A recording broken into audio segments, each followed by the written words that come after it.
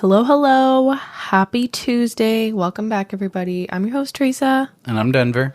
And this is ThreadTalk podcast. Denver's growing a beard. Attempting. Teresa wanted to address this right away. Well, because I know... I said it should be in the life updates part. But it looks a little funky right now. But most people are only listening to us. They're not looking at us. If you're watching on YouTube, he's attempting to grow a beard. He's not... He looks a little... It's been about like a bum. A week and a half. I'm just trying to see what happens. Never grew a beard in my life. Having difficulties.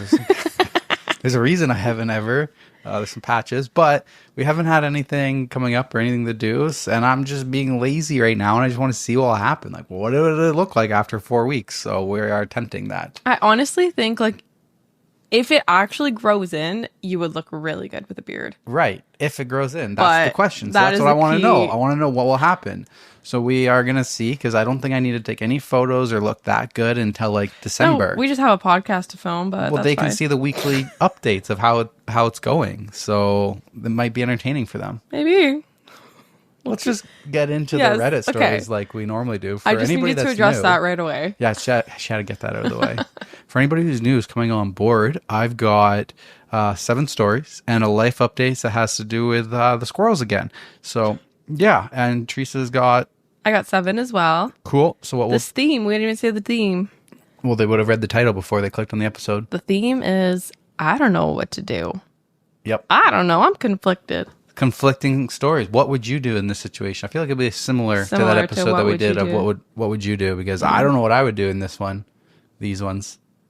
Yeah. And like always, I read more Reddit stories, so I kind of created this story, got my 7 stories, and Teresa had to catch up. So it'll be interesting to see what she found. Teresa has to like kind of research for them a bit more than I do. Yes, I do. I find them, I categorize them, and then Teresa reads and catches up. But we'll get into that over the next 2 hours, and then we'll see if we can get all the way through our 7. If we don't, we usually have like 1 left over, and we'll read that on our Patreon episode that come out every Friday. So if you guys need extra stories, check us out on Patreon. But let's just get into the stories. I go first, you go first. Should we rock, paper, scissors? Yeah. Feels like it's been forever. Let's do it. Okay. 1, 2, 3, wow. I got beat, guys. I did scissors. Teresa did rock. So does that mean you go first? Or does that mean that I go first because you want me to go first? I go first. You get the choice. I go first. That's what you want. Yes. Say it one more time, please. Ask it one more time. All right. This one comes from relationship advice. My boyfriend's ex, 30 female, spent the night in my bed with my boyfriend, 30 male, but he recorded it to show me, 25 female, that nothing happened. How do we overcome this? You don't. I don't even need the story. Like, that's a story in itself. He recorded something, but like, how long is the recording? 60 seconds? Let me get into the... Like, hey, we're not having sex. Or does he have a camera in the corner of his room and he's like, hey, here's 8 hours. Let me get into it. Okay. I'm extremely hurt, but to my boyfriend's credit, he was very upfront about everything. He texted me immediately the morning after to tell me everything. My boyfriend, let's call him James, broke up with his ex-girlfriend Winnie about 2 years ago. They chose to stay friends, and this has caused some issues between James and I, mostly because Winnie just can't get over the breakup. She thinks her and James are soulmates, and she just refuses to accept that he stopped being in love with her. So a conversation they will very often have is James literally spending hours going over the logic of why he broke up with her. He tries to reassure her since they're still friends and she's hurting, but I have witnessed some of these conversations and he's loving but firm. I suspect some of you will say there's still something going on there, but really there isn't. James is definitely over her. James and I moved in together just 2 weeks ago, and this has caused Winnie to be worse than ever. She just relapsed with the depression and the crying fits. They're happening constantly again. I went back to my parents' place this weekend because I had to pack my car full of some more of my things, and I spent Saturday night there. Winnie must have known this because Saturday night she showed up at our place, crying, wailing, all the works. We have a doorbell camera, and I got a notification as soon as she was at the door. I didn't see it right away, but as soon as I saw it, I texted and called James and checked our indoor camera to see what was going on. This is where James messed up. And he admits that he messed up. He didn't text me the whole night while Winnie was there. So all I knew was that she showed up, I checked her into her camera we keep in the living room by the front door, and it was turned off. This is normal. We only turn it on when we're away from home. But I was extremely upset and distraught as I was imagining the worst. I trust James, but I just didn't understand why he wouldn't answer my calls, and he admits it was horrible of him. I was ready to break up with him Sunday morning, but he texted me and immediately let me know that Winnie had come over. He said it sounds really bad, but she spent the night, but nothing happened, and he set up an indoor camera in the bedroom to prove it. I didn't want to believe him, but I did watch the footage, and even though it shows both of them laying in bed, it's true that Winnie was just crying while James was consoling her. There are some things he did that bother me a lot. At some point, he kissed her forehead, and he hugged her and held her close several times. I'm honestly speechless at that. But I understand he knew there was a camera on him the whole time, and he knew I would see him doing that. So I guess he doesn't see that as cheating. So basically, James is asking for me for understanding and for forgiveness. I have the proof that nothing happened, but I'm still hurt. This isn't how I imagined us starting our life together. What are the healthy next steps for our relationship? I don't know. Me personally, what are the healthy steps for your next relationship? Your next relationship? Oh, I guess their relationship. I guess you know where I'm thinking. Healthy steps. Move on. Move on, but you've already moved in. So, I mean, for that relationship to get better, Winnie needs to disappear. Like this, he Yep. is keeping her attached, which is not helping her recovery. It's not helping her move on. It's not healthy in any way. He keeps consolidating her, consoling, whatever. Like he keeps giving her a glimmer of hope. Like, how can she just show up there and then sleep over? No, that's not appropriate. Like, there are no boundaries in this. No boundaries. She them. feels like she's still dating him. Yeah. And personally, that would be breakup worthy enough for me. Flip the script. Would he want that happening with your ex? No. This for me would be breakup worthy because it's like, dude, you can't set a boundary for our relationship. And the fact that you slept in the same bed with her, like, that's fucked up. Like, for whatever reason, some reason that your ex happens to be over at her house and is sleeping over at her house, I would, at the bare minimum of that situation, still not liking it, but expecting you to be sleeping on the couch. Mm-hmm. I'm just mind boggled here. Yeah. It's like, cool, you set up a camera, but like, okay, how long is this footage? Is it an hour? Is it 8 hours? Is it 14 hours? Like, what about you could have had sex in the living room, could have had sex before you set that camera up? Like, come on. I don't know. I don't know. I don't like any of this. I don't like it either. I would be pissed, and this is breakup worthy for me as well. Right? This wouldn't fly for me. They've been broken up for 2 years. No, not really. Not in Winnie's mind. They're just taking a break. They just moved in together. She gets to talk to him all the time. This is crazy. This is, like you said, it's not healthy for Winnie. It's not healthy for the boyfriend. If I was OP, like, I just wouldn't want to be a part of this circus. No, I agree. And yeah, the fact that it like keeps happening, she said that they've had issues with Winnie because of her and her feelings still. Like, this is not something that I would want to, what's it called? Experience? Extend, I guess. Like, yeah. I wouldn't want to keep going on in this relationship. They say he's consolidating her because she goes back to being like depressive and stuff. And it's like, I don't know, it just reminds me of like, it's darkest before the dawn. Like, you're never getting to dawn because you keep turning the nightlight on. In a sense, like it's the darkest, so it's the scariest part when it's the darkest, and then the corner comes and morning comes and the light comes on, and then she gets better and she moves on from him. Mm-hmm. But every time it gets to be pitch black at night, the darkest for the dawn, he helps her, and he turns on a flashlight or a nightlight, and he gives her like a little bit of light, and he's not letting her just fully progress and move on like a normal being. He's part of the problem. 100%. Yeah. And the fact that he doesn't see that he's part of the problem is where I'm like, I can't be emotionally invested in you. Yes. Imagine we got together and my ex was just like always there. No. Just always there. I wouldn't want to. We wouldn't have made it to 2 years. Yeah. There's no way. No way. Yeah. I wouldn't have dealt with that either, by the way. Just saying. Vice versa. Good. I'm glad. Yeah. Top comment. The ex knew that you went back to your parents because your boyfriend told her. Yes. He doesn't help her to move on by being the one to console her. He just makes it harder for her because he enjoys being the one who went away. It will never get better. Yeah, I 100% agree with that. Like, does she not have family or friends that she can console with? It doesn't have to be him. Now, is she like a freaking orphan and she has nobody else in her life besides him? Then I can understand there's a little bit of like a guiltiness there. Like, you know, she literally has no one. And you I think OP would have stated that. Only, exactly right. And you're their only person. But like, I feel like you're not. So like, you need to let those other people deal with it. Yes. OP replied, I tried to communicate that to him, but he seems to be convinced that she really needs his help. And yeah, I didn't ask how she knew to come over that one night I wasn't there, but I assumed he told her. I didn't think too much about that. I assumed she probably asked him what's up, and he said something like, oh, my girlfriend isn't here. I'm just spending the night alone. Do you think I should ask him if he invited her over? Why would he say, oh, my girlfriend isn't here? Just spending the night alone. Like, he's asking for it. He's literally he likes the attention from his ex. He loves the attention. He's having a hard time moving on. He doesn't want to admit it. He wants his cake and he wants to eat it too. He wants the old cake and the new cake. Yeah. He wants the chocolate and the vanilla. Right? Doesn't work like that. Nope. The old cake has gone bad. Someone replied to OP's comment, OP, is this relationship really worth it?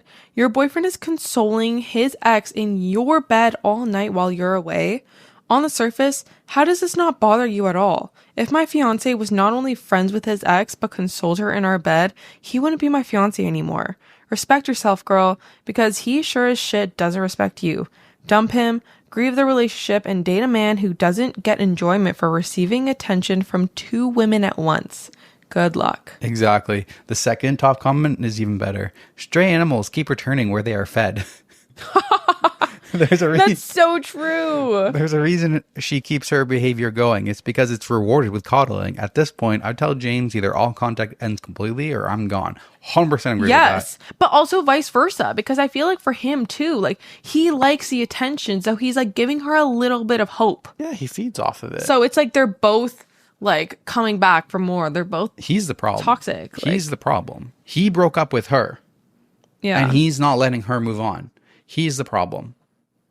But also, like, I don't know, as her, like, respect that he's in a relationship too. Yeah, but I just feel like it's different because he was the one who initiated the breakup. She never wanted it. So she's going to keep coming back whenever she can. I guess. It's on him. 100% it's on him because he's in another relationship. This is insane. So, yeah, OP doesn't really know what to do here. This is an easy decision for me. I want an update. It's the problem with finding the ones that are just from like 3 days ago. I It's know. like, what happened? Where's the rest of this story? Darn. All right, let's just move on. Okay. This one is also coming from relationship advice. My boyfriend accused me of being a gold digger, but he has no gold. I, 34 female, live with my boyfriend, 32 male. We are poor. We live in a box flat with a bathroom so small that I can take a shit, wash my hands, and have a shower all at the same time. I work 2 jobs to keep us afloat. I'm a bartender at a strip club at night and a hairdresser by day. He's an Uber delivery driver that works flexible hours, but I would say he only works 3 hours and spends the rest of his time, quote, investing in crypto. I do not mind being the breadwinner, but that is what I am. I am the breadwinner, hands down. Anytime I ask him to pick up more shifts, he says he will and never does, and it's caused a lot of arguments recently. Our landlord has increased our rent recently, and I've asked for his financial help for our flat, but he says he's put his money into investments the government can't touch, and by that, he means his crypto scheme. I eventually put my foot down and told him we don't have money for investments. We need housing, gas, electricity, water, food. He told me that all I talk about is taking his assets, that I'm a gold digger. I was so taken back, I had to ask our roommates, Master Splinter and the Teenage Ninja Roaches, if I heard that right. I told him that I work in a strip club, and if I wanted to be a gold digger, I wouldn't be in a shoebox with him huddling around a Yankee candle for warmth. That I wouldn't be spending my evenings trying to figure out how to make dinner with a pack of Kool-Aid and tumbleweeds and a singular kidney bean I found in our cupboards. I told him that the other men I see in the club make it rain every day, while he can't even scrape together enough sense to make it to hail. He asked me if I could go somewhere else because he needed space, but we live in a one-bedroom apartment. Where am I supposed to go? Into the kitchen sink? The more I think about it, the more angry it makes me.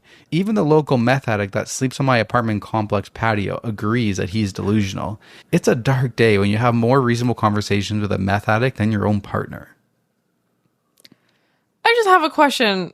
What is he doing for you? What is this relationship doing for you? Why are you attracted to him? And why do you want to be in a relationship with this person? Really? Like, the rose-colored glasses? Like, you are just blind when you are in love, I guess. Like, this is insane to me. Like, from an outsider, it's so obvious what you need to do. It's like, why are you even writing this?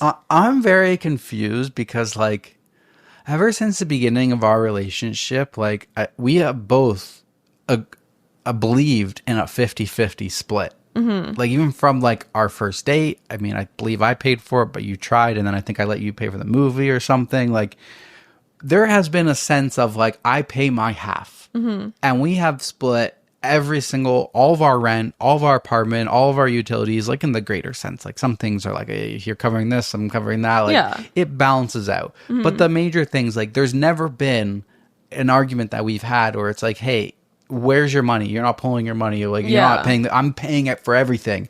I mean, you paid for Jack. I still keep forgetting to pay you back for that. But other than that, everything else has pretty much been 50-50.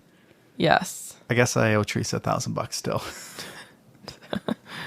Jack was an expensive cat. Well, we really wanted him. So yeah, I just don't understand. Like, I don't understand, because we have always been 50-50, why anybody would be in a relationship like this. And even if you unless it's like agreed upon beforehand. Yeah, well, yeah. I guess so. I guess so. Because we've had stories where, you know, like... Yeah, that's fine. Like, if that's your relationship dynamic, cool. But, like, I don't understand why you would want that at all. No matter what the sexes are. I don't understand why one person would be the breadwinner when the other person does absolutely nothing. Unless they're like... We're kind of contradicting ourselves right now. I mean, unless they're the stay-at-home parent and they're working. No, because remember last episode, which would have been 2 episodes ago now? Yes, but there was a difference there. There was a difference. In that story, they were talking about how he makes more than enough and she wants to be a stay-at-home mom. And I was saying, moms, that's a full-time job of, like, taking care of the household and doing all that stuff. I'm just saying, if you are barely making enough to get by and your partner is doing nothing, why would you want to be in that relationship? Yes. Like, if you are struggling and you're the only one pulling weight, like, yes, there's definitely an issue there. Like, that is not attractive for me.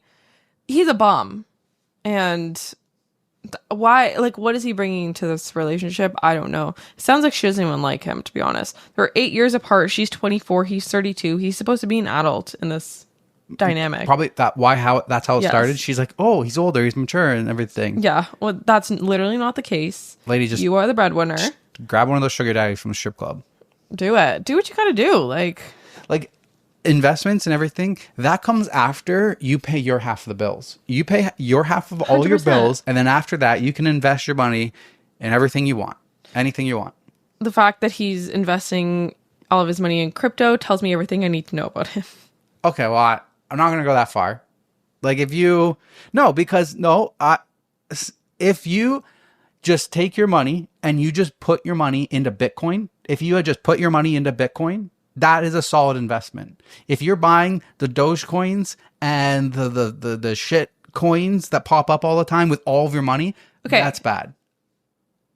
Crypto investments are normally not just Bitcoin, though. Right. But I'm just saying, as a blanket statement, investing in crypto are usually ones that people on TikTok are telling you to buy. Well, that I think is a bad decision. Okay, yes. But putting your money in just buying Bitcoin every single time is basically like putting your money into the S&P. Because that's the coin. That's the main one. Bitcoin and Ethereum. I don't know too much about it. Yeah. To say anything like that. If you have your own wallet on like crypto.com or Trust Wallet and it's your own stuff and you're not giving it to some dude to invest in crypto for you and you're putting it in just Bitcoin or Ethereum, I believe that can be a solid investment, because that is like the stock market has just been slowly. I heard the last time I heard Bitcoin is worth $120 Canadian. $120,000 Canadian. Oh, I was like, huh? For one Bitcoin. I could have swore like 2 years ago it was like 60K. I have no idea. And I keep hearing those stories of the dudes that like spent like 40 Bitcoins on like a pizza and stuff. Oh yeah, I remember that. Yeah. But that was like, It's rough. yeah. So some people who like, there was one dude who just every single time he kept putting all of his extra payments into Bitcoin. You do that. I feel like that is smart. Diversify. Why would you do don't throw that all your money as opposed to an index fund? But some people put all their money into an index fund too, or Yes. stocks. Yes. Yeah. I don't know. Yeah. I feel like I'm not educated enough, but I feel like all the zoo crypto pop-ups from influencers are just pump and dump scams because stocks. No, that's what I mean. Stocks are like that too. People will, say, hey, buy this stock, get this stock. Like in join our program. We tell you what stocks are hot. And then you go in and you buy that company and that stock's hot. Cool. And then while you're buying it, the person who told you to buy it, he's selling out all of his shares at that increased price. So there's pump and dump schemes even in the stock market versus crypto. The way this sounds, very sketchy. But if this person was like, hey, every single time I get a paycheck, I just put a little bit into buying Bitcoin itself, I can see that as being not sketchy. Okay. General blanket. My Zeal's going to call me. It's crypto sketchy. He's going to want to talk about but your Zeal doesn't have Bitcoin and stuff. He's my dedicated Zeal was stock market guy. A stockbroker, so he knows the stock market well. He's very impressed with me. I bought a stock, boom, up 300 something %. I was trying to buy Caterpillar construction equipment stocks with my Questrade account, and I was like, because I used to work for them, and I like familiarity. If I'm gonna buy, like I have my money in the S&Ps, and I just want to put like $100 or something into Caterpillar, and then the Caterpillar stock is more than that. I'm like, okay, well, I can't buy this. And then the other one that came up was something called like ARCAT, and I was like, it was really cheap. It was like $1 a piece. And I'm like, I got $50, why not? And then I just looked it up, and the company was like, they make drones or whatever. I'm like, oh, like drones are like the new thing, they're exploding, whatever. Like, threw like $50 in it, and then I kept getting these notifications on Questrade like ARCAT stock has gone up 10%. It's gone up 10%. I was getting them like 3 times a day. I was like, what is happening? And then I told your uncle, and then your uncle was like, that sounds like gambling. I'm like, yes, it was gambling. That's exactly what I did. I gambled $50, and then he like researched it. He's like, oh no, this is really good. This is this is a solid company. Like they've had some really good growth. And he like texted you the other day. Yeah, Denver's a genius. And I'm like, no, I gambled. I was like, just luck. Yeah, that's all it was. There was like, no, there's nothing more besides like, oh, it makes drones. Okay, I'm invested in that. Don't listen to our advice. We are not financial experts. We are not financial advisors. This is not a how-to channel. This is a what we do channel. Yes. What we would do. Anyways. Yeah, we're getting off topic. Crypto scams. Oh, man. All right, back to you. Okay. Am I the asshole for telling my daughter I won't budge, even if she never speaks to me again? My daughter, Cassie, 17 female, worked and saved up her money for around a year to be able to afford a better car than we could buy her with our family budget. My other daughter, Alana, 16 female, has ADHD, recently got her driver's license and asked to drive Cassie's car. Cassie allowed it, but Alana ended up having a bad accident around 6 months ago, which basically rendered the car unusable. The insurance payout wasn't nearly enough to cover the replacement, and with Alana's medical bills from their accident, thankfully there was no permanent damage, just a broken arm and a leg, there was no way we could afford to replace Cassie's car immediately. Alana was very apologetic to Cassie, and so were we since we couldn't afford to replace her car. Cassie didn't accept our apology and has been basically avoiding us, skipping family dinners and pretty much pretending that her mom, Alana, and I don't exist and only talks to us if she needs a form signed for her school. I begged her to come to a family therapy session, and she eventually relented, but with the condition that Alana wouldn't be present. In the therapy session, she told us that she won't be resuming a relationship with us until we replace her car, which realistically won't be until next year. When the therapist asked how she expected us to do that, Cassie said we could just make Alana work to earn the money. The issue is that Alana has severe ADHD and already has trouble managing her schoolwork. I'm worried that making her work to earn the money will harm her grades and have significant ramifications for her future. Cassie said, well, she should have thought about that before destroying my car. I don't care, I'm not going to speak to any of you unless I have my car replaced. I responded that she was free to avoid speaking to me for as long as she wanted to, but I'm not going to permanently harm her sister's future to get her a car earlier. My wife agrees with me that we need to stand firm on our position, but is also genuinely afraid of Cassie never speaking to us again. I understand that her car was ruined, but as a parent, I need to look out for all my children, not just one. I also don't want to set the precedent that emotional blackmail will work even if what you're asking for is unreasonable. Am I the asshole? Oh, man. I don't know. Like, as a parent's side, like, I can get it. I kind of get it. Like, money is money, and either you have enough of it or you don't. Okay,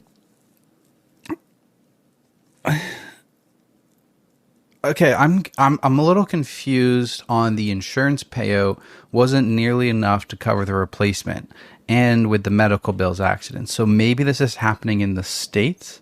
Probably. So I don't understand that because that's what the insurance company's job is. The insurance company's job is to put you into a vehicle.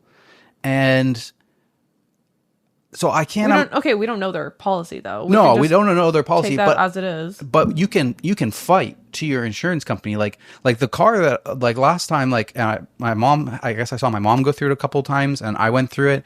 You can fight with your company to make sure that you get the value of your vehicle. That's what insurance is there for. Even if you're at fault, then your deductible goes up. So I feel like the parents could have maybe helped her, Casey. She's 17, doesn't know. Maybe the parents didn't know. But you can go back to your insurance company saying, no, this is not enough. This is the proof of how much the car costs. This is how much we need to replace it. We need a higher insurance payout. And then they can, like, reassess. And maybe you can fight. Maybe they just skipped over that in all of this. But I feel like maybe they would have said it if that's what they tried to.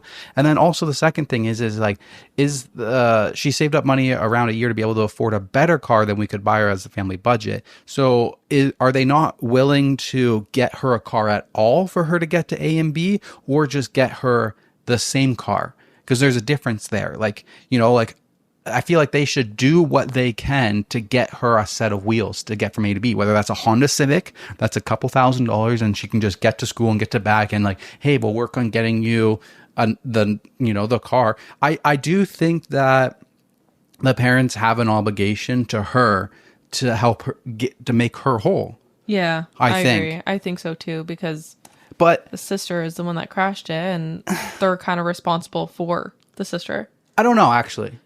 I'm going to change my opinion on a couple factors here. So it says Casey allowed it. My other daughter, Alana, asked her to do it, and Casey allowed it. Now, if this decision was solely on Casey, and the parents didn't step in and tell Casey, hey, you need to let your younger sister borrow your car, and Casey just allowed it, this could be a teaching moment. Because what if the person that she lent her car to wasn't her sister, where she could go to her parents and say, hey, I need you to help make it? It's not the parents' responsibility. What if she lent it to her friend, and she let her friend drive them home from an event because their friend wanted to drive her new car, and their friend gets in an accident?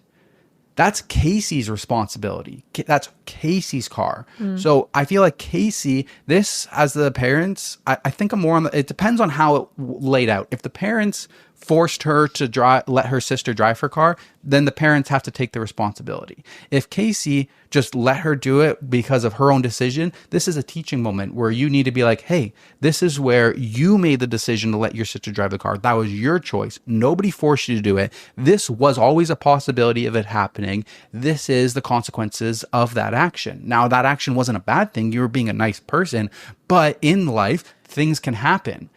So to me, that's where I feel. Because when I grew up, my mom, I feel like as much as I don't talk to my mom, I feel like a lot of the life lessons she taught me still reside with me. And I was always taught that you don't ask to borrow things you can't afford to replace. When I would ask my mom, hey, can I borrow the truck to go somewhere? Can I take the vehicle to go somewhere? She would always say to me, if you get in an accident and the car gets wrecked, can you afford to replace it? And my answer was always no. So the answer is no.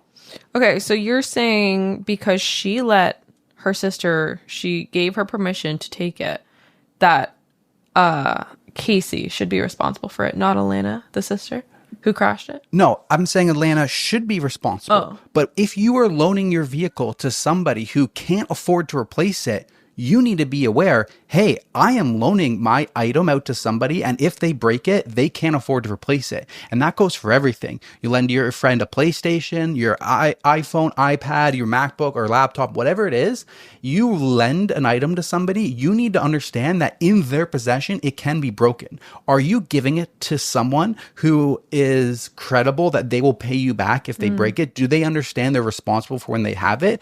That is on you as the owner of that item to set that precedent with that person. And even like, have you ever lent something to a friend and you never got it back, or they broke it or something like that? And then you're like, you're mad at that person. You're like, why'd you ruin it? Why'd you spill that on it? And they're like, I'm sorry, I can't afford to replace it.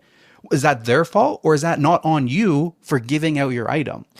Okay, what if someone came into your home because you invited them and they wrecked something? Exactly. They're responsible to replace it. And then, but because you let them into your home. Right. Oh, no, I'm saying you invite your friend over. Who's responsible? The person who broke it. You invite your friend over. They break your $5,000 vase. Yes. Right? They say, I can't afford to pay that. That is your fault. You invited them over to your home where you knew you had breakables out. You knew something could happen. That is your responsibility. You chose them to come in and possibly be in proximity to that vase, and you knew that they couldn't afford to replace it. Yes, it's the person who's broke it responsibility, but it comes back to you as being the owner to care for yourself. Okay, like I get what you're saying, but I also feel like as the other person who does the breaking or whatever, I feel like they should be doing everything they can to replace it. 100%. Like get a job. I agree. But what I'm trying to say is they are responsible to break it, but you can't pull money out of them. You can't force them to give it to you. Unless you sue them. Right. So she could do that. She could sue her sister. But what I'm trying to say is if you want to protect yourself against being in this situation, don't give out your items to people who can't afford to replace it or who aren't a good enough human being to replace it. So I'm trying to say, at the end of the day, the buck stops with you. You made a choice. You decided to give your sister the car. Did you set the terms of your sister? Did you say, hey, if you borrow this car and you break it? I always knew growing up that like if it was always a thing to me because Kat got her first car. I got my first car. I could probably even ask Madison and Kat. And then I got my first car. If any one of us wanted to borrow the car, the person was always there. Like, and I can remember saying this at times. And I've had friends be like, "Hey, can I drive your car?" I had a really cool orange BMW in high school. And they're like, "Hey, can I take it for a drive?" I'm like, "Hey, can you afford to replace it if you break it?" And they're like, "No." And then I'm like, "No, you can't drive it." That is something I 100% said to my high school friends, and that was built into me because I was raised. My mom did that to me growing up. Like, I would ask to borrow something, and it's like, "Hey, can you afford to replace it if you don't?" And I would have to answer that question. When she let me borrow her motorcycle so I could go to school, she's like, "Hey, like you have a job. If you break this bike while you go to school, you're paying to replace anything that breaks on it." That was always set in me. So that's what I mean, where like the buck stops with you. It's your thing. Your car got wrecked because you allowed her to drive it. You knew she didn't have a job. So it's kind of on Casey. And as a parent, I'd be like, "Hey, listen, I'm happy to help out. We don't have the money for it. If you don't want to talk to us and stuff, that's on you. That's a you choice. You are 17. I'm going to provide a house for you. I'm going to keep a roof over your head and stuff. Welcome to and then after that, after you turn 18 and you still want to refuse to have a relationship with me because of to a consequence of your own action, that's where I'm going to be like, "Hey, we need to have a conversation here. Like, I don't provide all this stuff and then I don't get a relationship from you." Okay. I'm going to read the top comment. "You can't be serious. You're the asshole. You and your wife and Alana. You keep using the excuse that Alana has severe ADHD, then why allow her to drive it if she is incapable of being responsible? I guarantee this has been Alana's life and it's heartbreaking. How many toys, treasured items have you let Alana break, take, or use just to guilt Casey with, 'Oh, you know your sister has severe ADHD, just let her.' My middle son has autism. Mind you, he's higher functioning, but we planned on spending longer to teach him to drive. We spent so much more for extra lessons. I know my son. He will freeze for a second. That second counts. So we are taking longer before he gets his driver's license. And I never let his autism be an excuse to be a jerk to his brothers. When he was little, he could have an outburst all he wants. I wasn't giving him his brother's stuff. He had to be respectful of their things. Good Lord, you failed them both." Edit to add, it wasn't just the car. The car situation is just straw that broke the camel's back. She has felt so belittled, she'd rather pretend she doesn't have a family because why? when you prove over and over the she doesn't matter. I do kind of agree with that.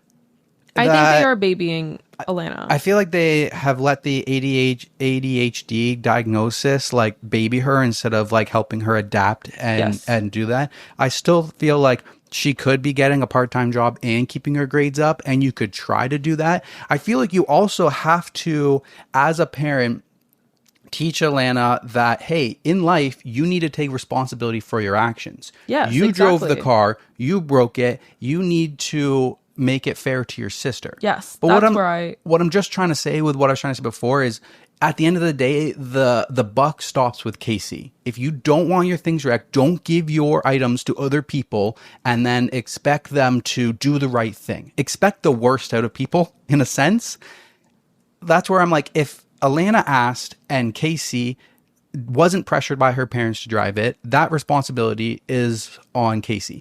And you can have the conversation with Alana and say, listen, you broke the car, and now it's your responsibility to make this whole if you want to have a relationship with your sister. Here's how you can make it whole. You can get a part-time job. You can start making scheduled payments to your sister to try to make it whole. But can you force Alana to get a part-time job in order to make her sister whole? What if she refuses? That's where I mean, like, at the end of the day, you have to protect yourself, and Casey should have protected herself. If her parents force her to give the car to Alana, the parents are then responsible, I believe. But if she made that decision on her own, I feel like that's a teaching moment for both of them. It's a teaching moment for Casey of why you don't lend out things to people who can't afford to replace it, and a teaching moment for Alana that you need to take responsibility for your actions, and when you break something, you need to fix it. Yes. I think heavier on the teaching moment for Alana, though, because this could happen with someone who's not a family member, like one of Alana's friends. For sure. And then what? Like, me, I think I would force Alana to get a part-time job on top of school. But that's where I'm like, okay, ADHD diagnosis, I don't have much dealing with that. It could be very secure. Is it going to mess up her grades? I didn't want to be too harsh, but me personally, I feel like I would have to teach Alana that it's your responsibility to fix things, force her to get a part-time job, see how her grades are. Like, if her grades are tumbling, try to work with her to find that balance. Like, hey, maybe you don't get soccer practices anymore. Maybe you don't get to hang out with your friends on Saturday night. You need to work with her schedule to figure out how she can now earn money to pay back her sister and keep her grades up. Maybe sacrifices in other aspects of her life need to be given up. Playtime, times with her friends or stuff, because she needs to learn a lesson of, hey, you were responsible for that car accident. And like, but there is also the question, was she at fault for the accident? And even if she wasn't, I guess that's the teaching lesson of like, hey, some things are going to happen to you when you are in possession of somebody else's item. This could have been a work vehicle in the future. You are still responsible because you were behind the wheel, whether you caused the accident or you didn't. And then at the same time, it's a teaching lesson for the older daughter of like, hey, when you lend out your things, there's a possibility it gets broken and it doesn't get paid back instantly like that. I feel like it's a teaching moment for both. And hypothetically, if it was my kids, I'd be forcing my younger one to get a job. I don't know, because of ADHD diagnosis. Yeah, I also don't really know much about it. I don't know how hindering it could be to one's life. So I don't have experience with it, and I don't really have friends or anybody that have severe ADHD. So I can't speak on that part. But from an outsider and from what these other comments are saying, like, I think it seems manageable. Yeah, I think so, but I don't want to just make that blanket assumption. Yeah. So that's why I don't know. Okay, let's move on. Okay, back to me. This one's coming from Am I the Asshole? Am I the asshole for asking my spouse to, quote, settle? My spouse was laid off from their job almost a year ago, and while my income is technically enough to support our family, we do have 2 elementary-aged kids. It relies on my annual bonus being paid out at 100% every year. Even in this scenario, it's barely sufficient and has required that I reduce my 401k contributions. We aren't able to contribute to emergency funds, and if anything comes up as needing repairs with our home, we are stuck having to put it on the credit card.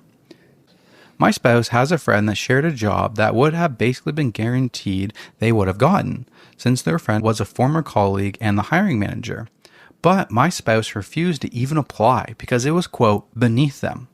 The pay was about 30% lower than their previous job and an individual contributor role versus a management role like before. However, even at the pay rate of this position, it would cover the monthly cash burn delta by about 3 times and take immeasurable pressure off of me and our finances.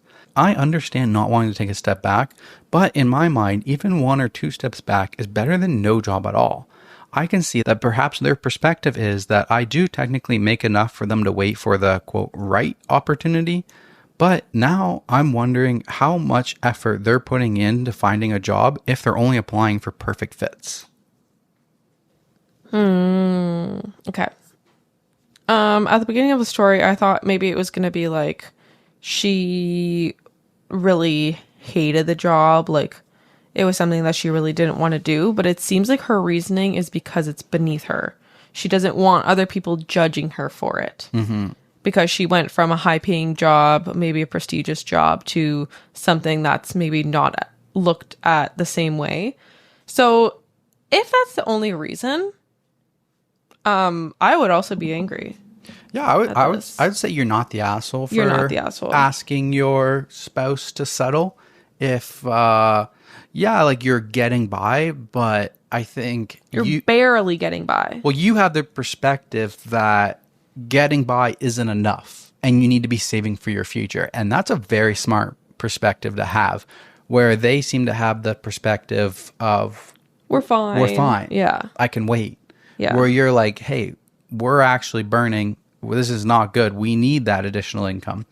So I mean, is it wrong for you to settle and take this job and then still apply for other future jobs? That's what I was going to suggest. Like you can still take it. And it might not be your forever job, but you can still apply as you take this job. Like, yes, it might not be ideal because this is a friend of yours, so you don't want to, like, look bad. You always set that expectation. Yeah, like, I don't know. I feel like desperate times call for desperate measures. Like, you can't just keep getting by expecting... There's no savings here. So, and you're also relying on 100% of your spouse's bonus, which is not guaranteed every year. So right? That fluctuates. It fluctuates. So, and he's not saving as much for the retirement, the 401k. Yes. So I feel like there needs to be some give and take here. Yes, it might not be ideal, but it doesn't sound like the reason is because you hate the job. Like if you're going to be miserable in the job, I think it's literally just like you don't even know what the job is, or like you haven't even done the job yet. Yeah, I think it's just like something that she's or he or she, there's no genders, but they are trying to I don't know, avoid embarrassment, I think, from other people. Yeah. Social stigma. Yeah. I would say like the timeline factors in here. Like if this was 1 month after. Yeah, you're right. A year. OP, maybe not stressing that much. Like, oh yeah, I'd wait for your job. This is nearly a year after. Yeah. So this has been 10 plus months that you have been kind of cash burning here, having to pay for that side. So it's like, hey, at this point, you had your time to find the perfect job. At this point, you need to consider taking something. And I feel like, honestly, like, would that be fair at like 3 months? Like when I was looking for a job earlier in the year, if it got to the point where it was like 3 months and everything was not working out, it's like, I'm going to go get anything I can to bring in some income. And then I'll continue to try to like work my way back up to where I can. I feel like 3 months, longer than 3 months, I personally am questioning like what is going on. Mm-hmm. What am I doing wrong? What's going on here? Like, yeah. Am I being too picky? Exactly. Like, do I need to, like, I can settle with doing something else. I need to bring in income. And I say that 3 months now because I am in a comfortable positioning with savings and stuff. Ask me that 10 years ago, 5 years ago, 3 weeks would have been way too long. Mm-hmm. I would have had to have found something to bring in some sort of money, like almost instantly. Mm-hmm. All right. Top comment. Okay. So top comment. Not the asshole. You have 2 children and cannot afford to wait for the perfect position that suits their ego. There's no reason they can't take this job, while also keeping an eye out for the dream job. However, right now, the needs of your family are more important than their pride. I would say, especially with 2 kids. Yes, yeah. Like, you have people relying on you. This is not just your life that you're affecting. It's your spouses, it's your kids. Like, you have mouths to feed. Yeah, I think OP needs to make it, maybe have a clear financial talk with their partner about their situation. Maybe people don't have as much financial communication in the relationship. I feel like we have a very strong communication of our finances because twice a month, roughly, we go through our finances together. We have an Excel spreadsheet that tracks every single thing that we spend. So twice a week, we go through both of our accounts. Sorry, twice a month. We go through both of our accounts. We record everything that we spend our money on. So we're very conscious of like where we spend our money, checking in on where our savings are. How are you? How are we? Here's our monthly. Here's what we're spending our money on every month. Here's what our savings looks like. Like we have a very open communication about our finances. Yeah. Maybe OP on this sense, maybe he's the one who like, or they are the one that pays all the bills, and the other person maybe isn't seeing the financial stress as much. So part of this problem is their spouse might not understand the finances of why they need to settle. So I feel like that could be part of like how much your financial communication is a part of your relationship. That's a good point. Yeah. Yeah. It could just be like the spouse is like, we're fine. We're good. You're like, covering it. Yeah. I don't need to settle on this job. Right? So I feel like that could have a little bit of factoring in with how their opinion is formed about their comfortability. Agreed. Okay. Move on. Back to you. Am I the asshole for not staying home for my Eras tour stop because my sister-in-law's mom died? I knew it. Do you want to get into our little life update before we even get into this story? Or let's just save it for the end? What's the life update? Our Taylor Swift is in town. Our Eras tour Toronto walk? Yes. We walked by the Rogers Center last night because we live close by. We'll tell you all the details at the end in our life updates. Sure. Okay. I am currently on my flight to Indianapolis to see the Eras tour on Saturday. I bought tickets last year and have been booked and ready with my outfit, friendship bracelets, etc. I have been looking forward to this so much as someone who has been a fan since Red. Sorry, what album did you become a fan at? Debut. Even before Debut. Is the Debut the first one? Oh, we got a lifer Swiftie over here. Yes. I've been a fan since I'd Lie. The Swifties will know. It's an unreleased song, like one of her first. How do you know it if it's unreleased? It was on YouTube. I don't know. Sounds released then. No, it was never released. Okay. My sister-in-law Grace told the family last night that her mom died. This is truly heartbreaking. I lost my dad when I was 20, so I understand. I went over after work to be with them and also did their laundry for them and fixed them dinner. Before I left, I prepared a bunch of wraps to eat and some casseroles as well. I was there until 2 a.m. and have barely slept. I got a call this morning from Grace asking if I could come over and spend the morning with her. I told her that unfortunately I had a few things I had to do before I could leave for my concert. She got very quiet and asked me if I was still going to that. I told her, yes, I leave in 5 hours for the airport. She said that she couldn't believe I could still think about going to a concert when she had just become an orphan with no one in the world but our family, which is true. I told her that I'm so sorry and that when I get back I will take off a few days to be with her if she needs.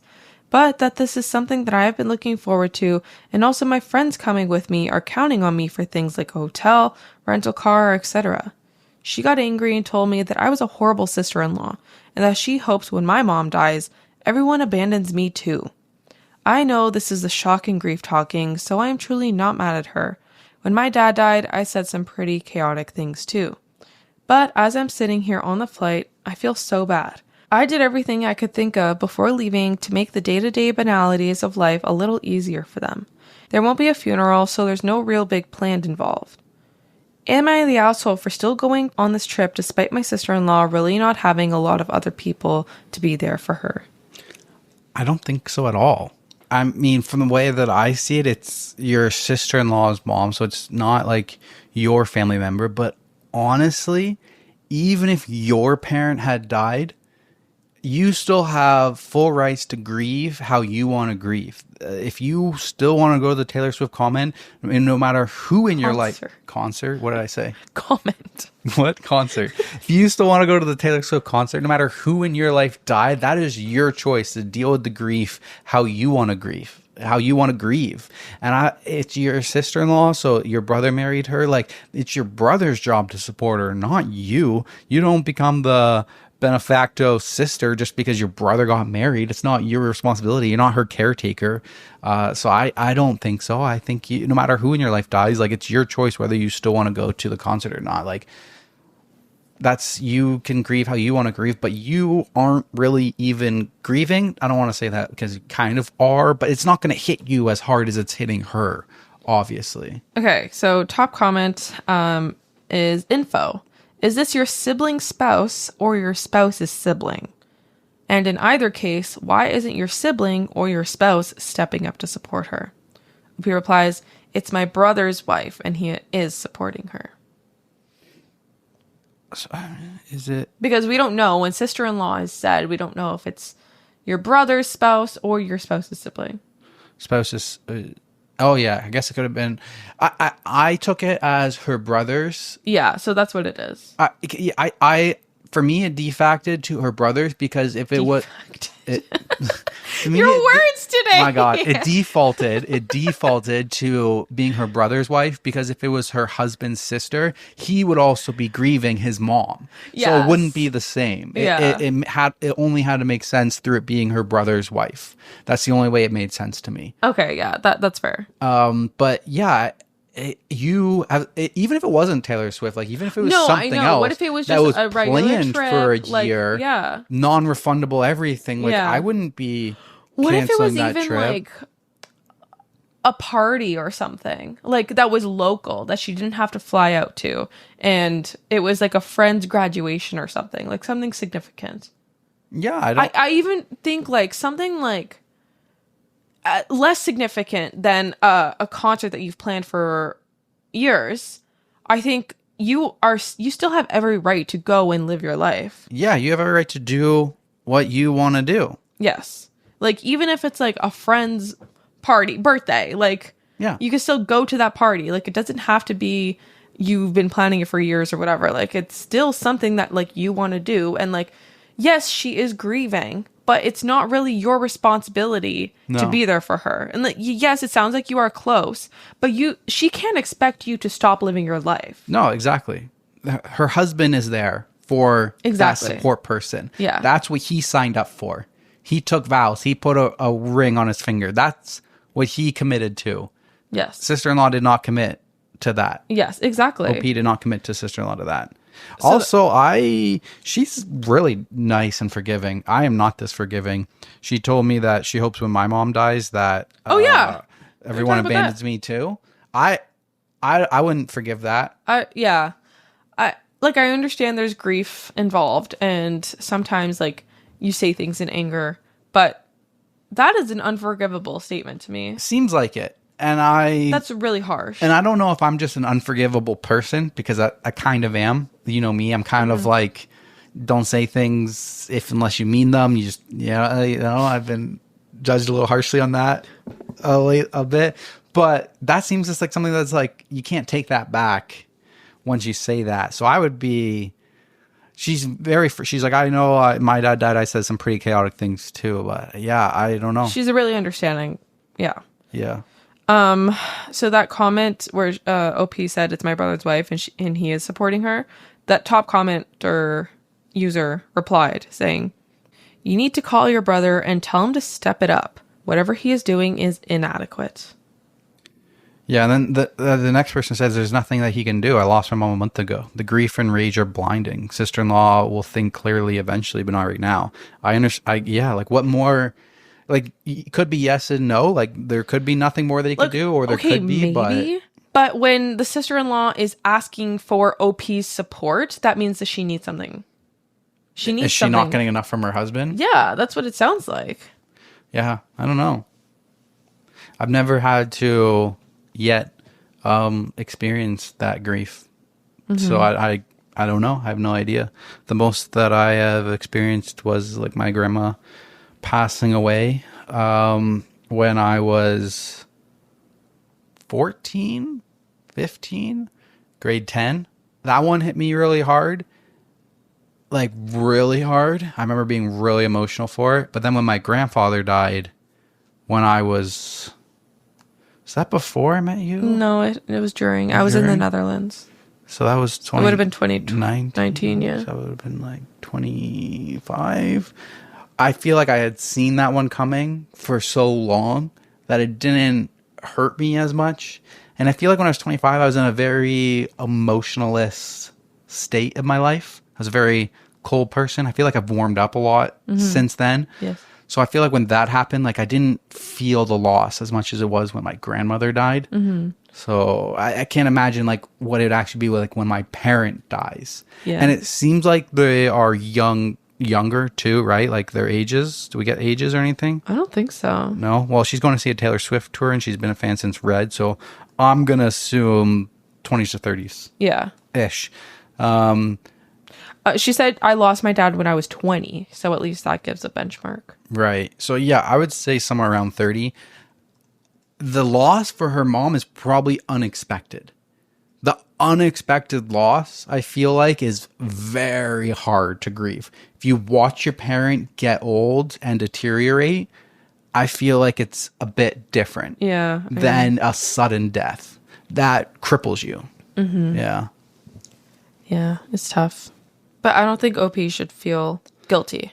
No, I don't think OP is a guilty party in this situation. You married my husband or my brother. My brother made that commitment to you, not me. I've had this, even if it wasn't like Taylor Swift and it was even just like regular Mexico vacation or something. I don't know. I don't think you could be the asshole. Yeah. Okay.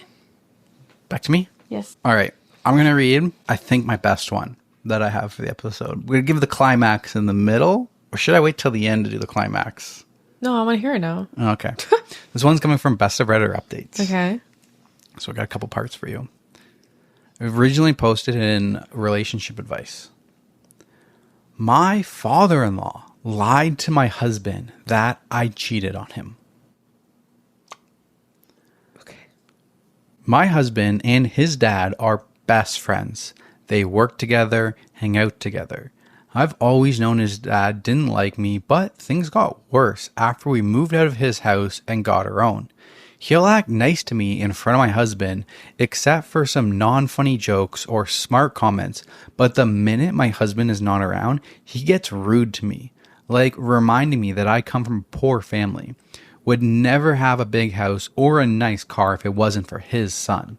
He just constantly insinuates that I married his son for money, which is not true. I got tired of mentioning it to my husband because he just brushes it off. Father-in-law has told me a couple times that I should divorce his son before he, quote, tells him the truth.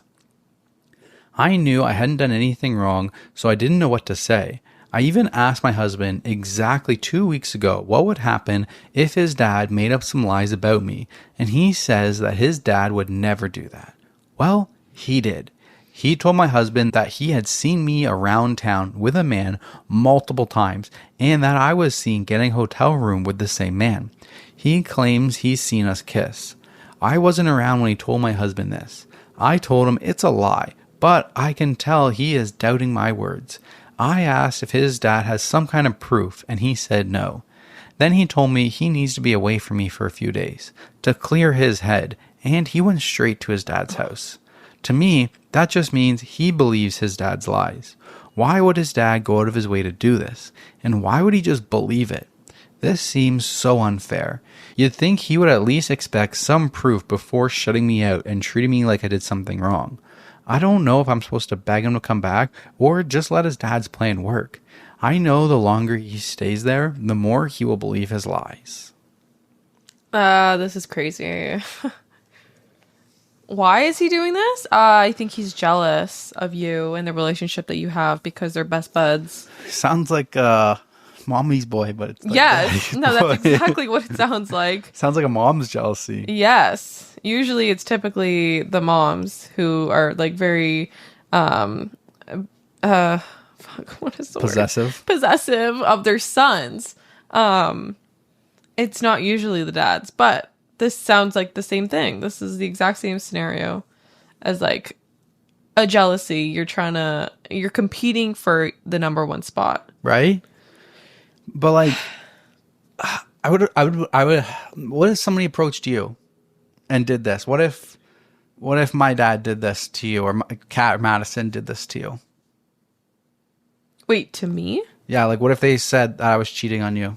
They see me. That's not the same thing. Why not? What if it's my dad? If your dad came to me and said that you were cheating, is not the same thing. Okay, what if it was your mom? My bad. My mom. Yeah, my bad. Came to you and said came to you. Came to me. Oh, came to me and said you were cheating. Yeah. I would be like, show proof. Right? What do you mean you saw them at a hotel? Yeah, how'd you find this hotel? What were you doing at the hotel? What date was this? Like, I would be like, just when? walking by this hotel? Like, that makes no sense to me. Did you follow her back to the hotel? Like, were you at the hotel and you saw them checking in? Like, yeah, what were you doing there? Doesn't make any sense. Like, I would be asking all the questions. What was the date? Yes. Give me the date and time. Exactly. So one of the relevant comments. Confront him and record it, either video or audio recording. Since he goes out of his way to do this every time hubby is not around, that's the perfect chance for you to catch him in his lies. Maybe record a phone call. And then OP replies, I called him as soon as my husband told me because I was trying to get some proof that he's lying. He didn't say anything incriminating and kept saying things like, I can't believe you do this to him, as if he really believes that I cheated. I'm wondering if he knew I was trying to record him. That, or he's absolutely crazy. Probably both. And then there's a comment on OP on if her husband is believing his father if there's no proof that OP cheated on him. And OP says, especially when he doesn't even have proof. Why is it that easy for him to believe his dad's words over mine? An affair is so easy to prove. If I am having one and I'm seen around town, why can't he prove it? I asked for all of that and he kept saying it's irrelevant because he trusts his dad. Okay. Then he said his dad doesn't have proof because he never had time to take a picture with me of the other guy. It's literally his word against mine and he decided to listen to his dad. I think I'm giving up for sure. This is so unfair. I never cheated on him. I've never done anything wrong. His dad is accusing me with absolutely no proof. And if it's that easy for him to see me as an awful person who would do this, then I guess he never trusted me. He doesn't realize how awful of a person his dad is. I've been trying to tell him for so long, and at this point, maybe it's just not worth it. He trusts his dad more than you. That's all you need to know. I would give up on that relationship too. Yes. If I didn't cheat, and your mom was convincing you that I cheated because she didn't like me, my attraction to you, my love for you would dissipate. Diminish, yeah. It would disappear. 100%. Like, this is not... If you were believing her with no proof, without hearing out my side of the story, without questioning it, and you were just blindly following it, I would be like, you're not the person that I fell in love with. Like, where is this? Who are you? Yeah, I would, if I was OP, I wouldn't even give hubby time. I would say, save your time. I'm breaking up with you. We're divorcing. Right? I made decision. Now you can prove his dad right and take half his money. Period. Then OP replies to a comment about finding a way to prove the truth, and OP says, you just reminded me that we do have Ring cameras. Now, I just need to know the days and times I was supposedly out cheating at a hotel because chances are I were home these days. Maybe I can use the Ring cameras to prove it. That's what I'm saying. Yes, give me the dates. When? But at this point, like, it's still done. I would want to prove it and then be like, okay, I'm breaking up with you now. We're divorcing. Yep. Like, I would prove it just to be petty. Yeah. And then divorce. Yep. But I wouldn't do it to save our marriage. No, exactly. I would just do it to prove, like, I would want to prove him wrong and then leave him. Yes. To have all pour the power. salt in the wound. Exactly. So I got an update from 3 weeks later. Ooh. I posted a few weeks ago after my father-in-law, who hates me, lied to my husband that I was cheating. My husband just fell for his lies without even asking for proof. And things got crazy. He assumed his dad was telling the truth and left our house to go stay at his dad's. I kept telling him that if his dad is telling the truth, then he'd be able to show some kind of proof. I'm guessing that didn't happen because my husband came back and apologized for not trusting me more. But ever since he's been back, he's been obsessed with the idea of getting me pregnant, talking about it constantly, physically trying. I keep telling him I'm 23 and I'm not ready. Of course, we'll have babies, but I just want to keep working on us, especially with what just happened. He doesn't like my answers. Now he's calling me suspicious and says my answers don't make sense to him. It feels like we're back to him not trusting me. I don't know what's going on. I just want some kind of outside input because I'm starting to really wonder if this relationship is even working. How are you still wondering, girl? How are you still wondering? This is insane. This is insane behavior. Drop him. What do you mean he just came back and you're like, okay, yeah, that's fine. It's not that you didn't trust me for the last few weeks. Everything's fine. How did you even let him back in the house? So the top comments on that were, he wants you pregnant so you are tied to him. Yes. He is deeply insecure and suspicious. I'd sit him down and say that what his father did was deeply hurtful to you. Ask him if he was sorry about that. Then say that partners make big decisions, like babies, together. Is he ready to be a partner? And keep your birth control in a lock cabinet or get an IUD. And then another commenter says, I don't trust for a second that he has let go of his dad's ideas. Getting you pregnant will prevent you from cheating, in the minds of some men. But even worse, it will bind you to him through the baby. Be very, very mindful of your birth control. When he's this insistent and has no respect for your wishes, he may try to sabotage your birth control. Do not make do with condoms. They are easy to sabotage or slip off. Pills can be messed with. Make sure you either get a shot, implant, or an IUD. Don't let him baby trap you. Sorry. Get counseling. Get him to come clean about whatever BS his dad's been spewing about how to ensure your loyalty. Okay, these comments are giving the wrong advice because you need to be telling her to get out. Right? This is over. What do you mean? Yeah, this should be over. Talking about birth control and stuff. Like, no. Why should she need to do this? She shouldn't be with this person in the first place. Yeah, I agree with that. What are you saying? Oh my God. That's crazy. Yeah, I wish I had another update, but there's no other update to it. Crazy. Insane. I hope she's out of there. Like, I'd be like, where's the proof? Show me the proof. Give me the receipts. And then leave. I wouldn't believe it. And then I'd need the proof. Yep. All right. Me? Back to you. Okay. Am I the asshole for telling my boyfriend I won't be following his family traditions?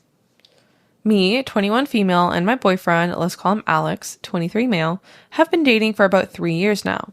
We've recently began talking about marriage and kids, something we both eventually want to have. The other day, a reel popped up on my For You page of cute boy names, and I saw the name Everett. I thought it was adorable and jokingly told him that it has to be our firstborn's name. He laughed and said he liked it, but it'll have to wait for the second kid. I was confused and asked him why. He told me that his family has a tradition that every firstborn boy in the family has the same name. His oldest brother has it, his uncle has it, his grandfather has it, and so on. For the sake of privacy and how oddly unique the name is, I'm not going to say it. I'm not judging in the slightest, but this is a weird name and it's honestly not my favorite. I would never say that to any of his family members, but I did tell Alex I'm not a huge fan of it. I told him I don't really want to follow those footsteps, and he got upset and told me he can't be the one to break the tradition.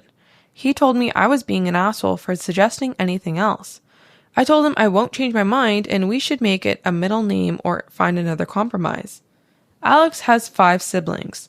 The tradition will continue if he doesn't do it. And frankly, I think I should get a say in what I name my kid. I told him since I'm the one carrying the hypothetical child for 9 months, and it would already be getting Alex's last name, I should have a say in the first name. For context, I have 2 siblings, both girls. I'm the youngest, and my eldest sisters are both married and took their husbands' last names. It makes me a little sad that when I marry Alex, my last name will go out of existence. I've talked to him about hyphenating ours, something he doesn't want to do. But anyways, I really don't want to name our firstborn son, if we even have a boy, that name. He thinks I'm whining for no reason, since we don't even have a kid yet and I'm not pregnant. But I think my concerns are valid. I've told some friends about it, and most of them think I'm overreacting over something that doesn't even exist yet. So, am I the asshole for telling my boyfriend I don't want to follow his family traditions? No, I don't think so. And I don't think it's overreacting for something that doesn't exist yet, because your partner is telling you something. This is something that I need in my future. And you're telling him that this is something that I am not doing in my future. So I feel like this is something that you need to talk about before you have kids. Yes. Anybody out there who is like, hey, when I have kids, it has to be this name no matter what. Or, hey, if we get married, you have to take my last name no matter what. Those are conversations that you need to have before you get engaged. Before you propose, those are some conversations that you have. If you have a family tradition where you're like, hey, my future wife needs to name our firstborn son this thing, that is something that you need to bring up before you propose to her, bro. 100%. Yes.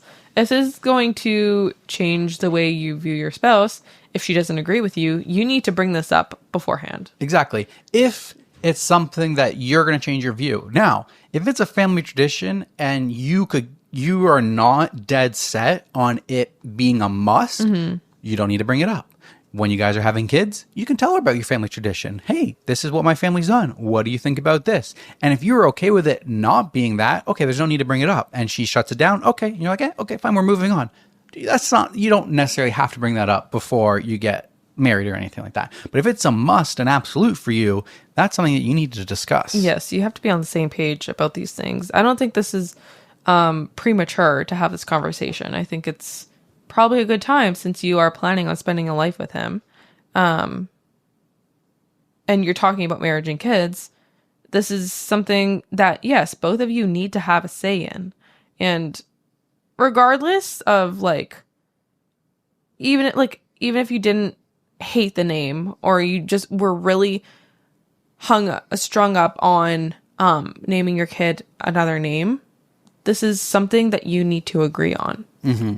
Like, you can't have one person can't veto the others in your kid's name. Like, you have to find that mutual common ground. Yes.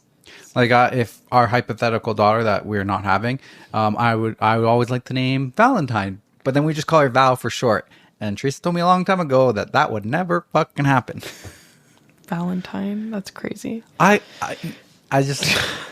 just like unique names, and I would never call her Valentine. It would be like on her birth certificate, on her driver's license, when I'm mad at you, but I just call her Val all the time. I like the name Val. I like the name Val. I think where it came from is I like Val, but I don't like Val being like the actual name, like on the driver's license. Interesting. Yeah. Okay. Top comment. Great conversations to have before marriage and kids. You get to decide if this is a deal breaker for you. What other subjects does he believe you have no say in? Ooh, boom. Yep. We're about to get married. Do you have any things that you believe that I have no say in? Yes. Like what? I don't know. We have to put a Christmas tree up every year? Duh. What if next year I don't want a Christmas tree? I don't want to do the Christmas stuff. That's too bad. I want to skip Christmas for a year. I want to go on vacation instead of going on. This is not Christmas with the cranks. This is Christmas with the Katoos. With the Katoos. Yes, next Christmas it'll be the Katoos. It will be the Katoos. That I would say is something that I wouldn't say I'm like dead set. It's an absolute must, but it's something I really want. What are you talking about? It's something I really want. What? You taking my last name. Oh, sorry. I thought you meant skipping Christmas. No. No, I started getting so mad. I guess I didn't say what I meant. Yeah. Like, you taking my last name is not like an absolute must for me, because I'll take you over you having my last name if that's my future. But it's something that I really want and would make me really happy. Yeah, I know. We've had this conversation before, and I'm kind of in the similar boat with OP, where I only have one sister, so my Opitisano last name, it's dying with me. Yeah. Well, or Unge. Yeah. Unge is gonna take Elio's last name. My last name will actually die with me if we don't have a boy, because all of the other men in my family, all my cousins and stuff, only ever had girls. Yeah. I'm the only boy that holds the Katu last name. Yeah. But yeah, I was telling Teresa that maybe she could make Opetisano her middle name since she doesn't even have a middle name, but instead of hyphenating, but she doesn't like that idea either. No, I don't like that at all. I don't see why. Teresa Opetisano Coutu, and you only see the Opetisano on your driver's license, and it kind of sticks around but for a again, little what's while. the point of that? It just sticks around for a little while, so you don't completely forget that you're What's an your Opetisano. middle name? Opetisano. What the heck? Well, you could tell the story behind it when somebody asks you what's your middle name. No, I'm good. Do middle names always have to be first names? Usually. Okay, but do They don't have to be. You can name you can name anybody anything. Yeah, so There's no rules. I've been telling Teresa that she should make her middle name Opetisano, but she doesn't like that. So No. It's her choice. She gets to do what she wants. I'm very happy because she wants to be Teresa Coutu. Yes, okay. Like the feminist in me is like, I would love to keep my last name. I would love for you to take my last name. But I also kind of like the idea of being Teresa Coutu. I don't know. Yeah. Did you know that?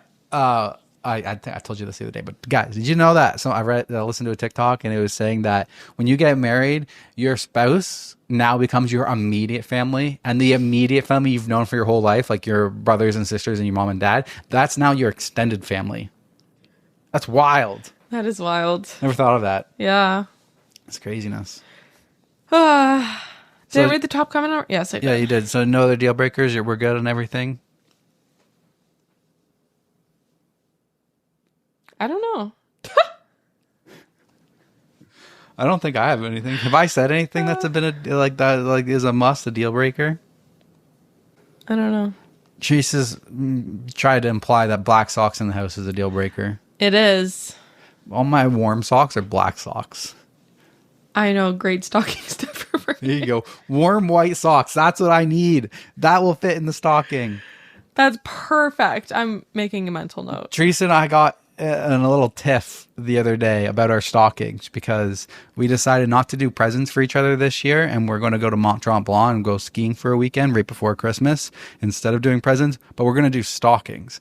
And she's like, what's the limit for stockings? And I was like, I don't know, $100. And she's like, what was you saying? How am I gonna, the stocking's gonna be overfilled? I asked if we could wrap our quote unquote stocking stuffers. No, I already said that. I said we should wrap our stocking stuffers. No, okay, I mean stuff that doesn't fit in the stocking. Yeah, she wants to get presents that are considered in the stocking, but she'll wrap them and put them under the tree instead That's of just in the way the my stocking. family's done it. I don't know. Like we stuff our stockings, and then for some weird reason we also claim like wrapped gifts that are under the tree as stocking stuffers. Yeah, see, I don't get that. I did know, and then we have the main gifts as well. I did know one family that would wrap every little gift that goes in the stocking stuffer, but if it wasn't inside the stocking, it wasn't a stocking stuffer. So I don't understand how we could get something that's big and bulky, bigger than the stocking, and then put it outside of the stocking stuffer and then call it a stocking stuffer. That just doesn't make sense.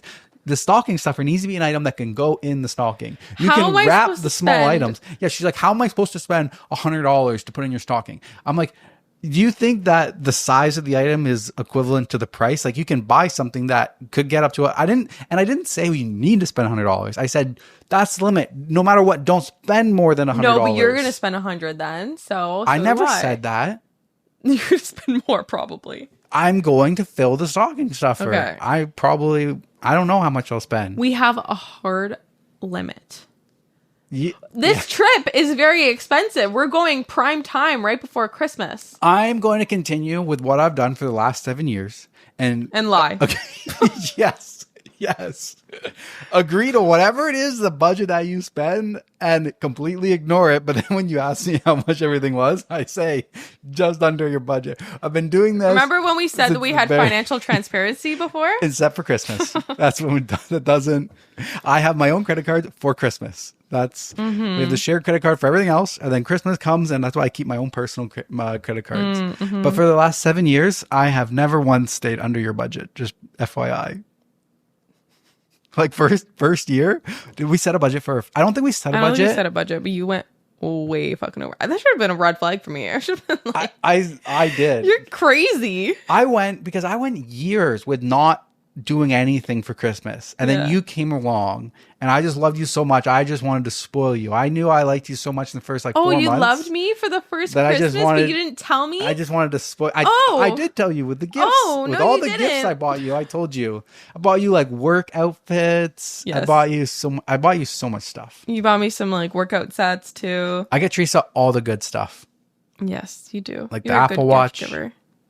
The Apple Watch she has. Yes. The engagement ring she has.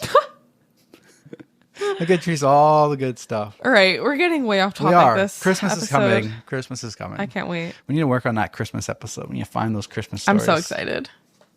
The Christmas stories, that was our very first episode. Episode 1 was Christmas. Don't listen to it, people. Don't bring attention to it. Why not? Guys, we never...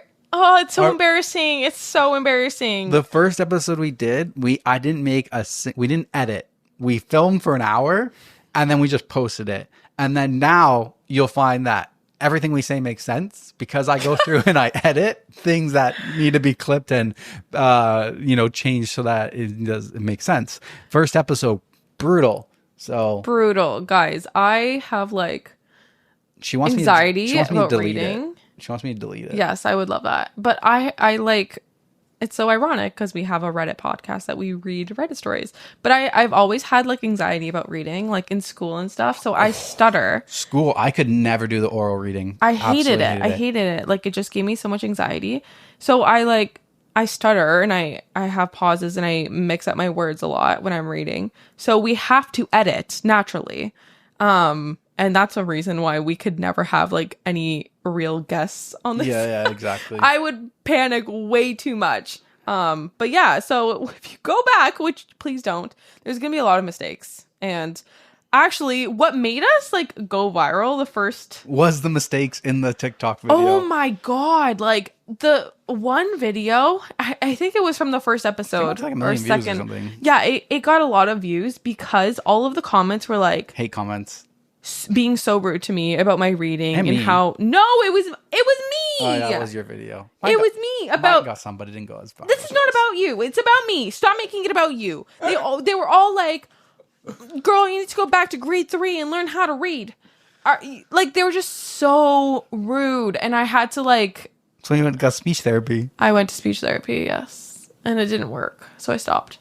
You know, I just realized I always had an issue doing oral presentations in school and stuff. And I never knew what the word anxiety was when I was in like grade 7, grade 8. Never knew what that word is. I don't have any understanding. But I had that shit all the fucking time. Yeah. I had to do speeches. Yeah, everybody did. Grade 8 speeches. And I made my speeches about my 2 sisters. And I remember I read through it so fast. Yeah, I don't care about that. Kat's tip was me. She's like, that was great speech, but you need to read it slower. It needs to be a 3-minute speech, and you just read it in a minute and a half. Yeah. So just go slower. And I did it, and I did it so good that I was the best in my grade 8 class. The only time that I was the best at anything, it was because of my stories of Kat and Madison, but that was the best speech that I got nominated for the best of my class. And then I had to go read the fucking speech again to be all of the grade 8 and grade 7 classes, the intermediate kids. So there was like 6 more kids out of all of them. And then I was like top 2 or 3 out of them. And then I had to go on stage in front of the whole school for all the kids' classes speeches. And then halfway through the speech, I messed up and I looked over at the judge. And there's a freaking auditorium full of all the parents and teachers. And I said, can I restart? And he was like, no, just continue. Oh my God. And Madison was there. She showed up. She walked over from Sutton High to watch my speech and watch my humiliation. Wow. Yeah. I didn't like oral presentations or anything. Then I had to present in the freaking gymnasium in front of like 100, 200 people. It was terrifying. It was like the worst experience of my life. If I knew what anxiety was back then, I'd be like, this is what I'm having. Yes. It was bad. All right, back on track. Back to me. This one's another one from Relationship Advice. Our number 1 subreddit this episode. My girlfriend makes more than me and is causing division. What do I do?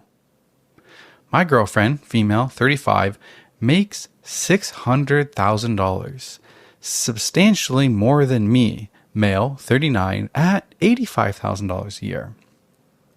She's in a career where you need a master's. My career is in a good sector with growth potential, but hard to match hers unless I also get a master's. I work 2 jobs and both are at nonprofits, so the pay is less than the for-profit side. She didn't pay for school, so no debt or loans. We both have a lot of savings. Background. She wants to keep financials separate when we get married. I get people will keep money earned before marriage separate and inheritance separate, but I always thought money earned during marriage is joint and that marriage is coming together of everything. That's how I was brought up and my expectations. However, I'm willing to go along with her wishes and set up a joint account. But even before marriage, it's frustrating and I'm not sure if I want to live my life that way. She is frugal to the point of it being a character defect. I am more relaxed and on the mindset that money comes and money goes. Enjoy life. I think if I have to put in 100% of my income to a joint account, it's unfair to her to get to put in 20% and save the rest. I said if I make more, or if we switch places, I'd contribute more, but she says that's easy to say and that it wouldn't be true if it actually happened, whatever that means. So, the situation. Normally, when joint income is so high, it's a blessing, I would think, but it's causing a lot of frictions and resentment. Here are some examples. I hope these examples help explain the situation since I've had a hard time writing this post. 1. I want 2 kids, and she says I don't make enough for 1 kid, and that I can't afford to live, let alone raise a child. She keeps referring to it as being able to afford my kid versus our hypothetical kid. 2. I save maybe 20% of my income, and some months I break even, but I am still told I shouldn't go to Chipotle for lunch or even use too many paper towels because they are expensive. She also gets really mad when I tip. She puts in $1 for a taxi, and I put in 15%. I used to work for tips as a summer job, so it's important. 3. She is very against the man making less, that she wants to split everything 50-50. So what I put in, she puts in, not a penny more as a way to hammer home this feeling. 4. She keeps saying I need to look for higher paying jobs, and I should apply to hundreds a day like the house is on fire. I do apply just as I have time. I have a weekday job at a nonprofit as well as a weekend job. My therapist says I have quality, respectful employment and should be proud of what I do. Plus, I work 2 jobs, so I'm not sitting around being lazy. She said the man should be the provider.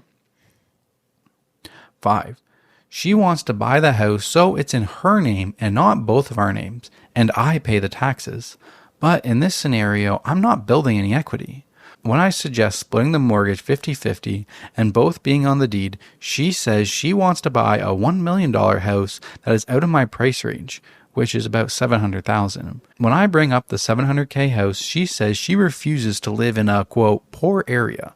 So then the only option is to each own different percentages of the house, 60-40. I pay 40% of the mortgage and she pays 60%.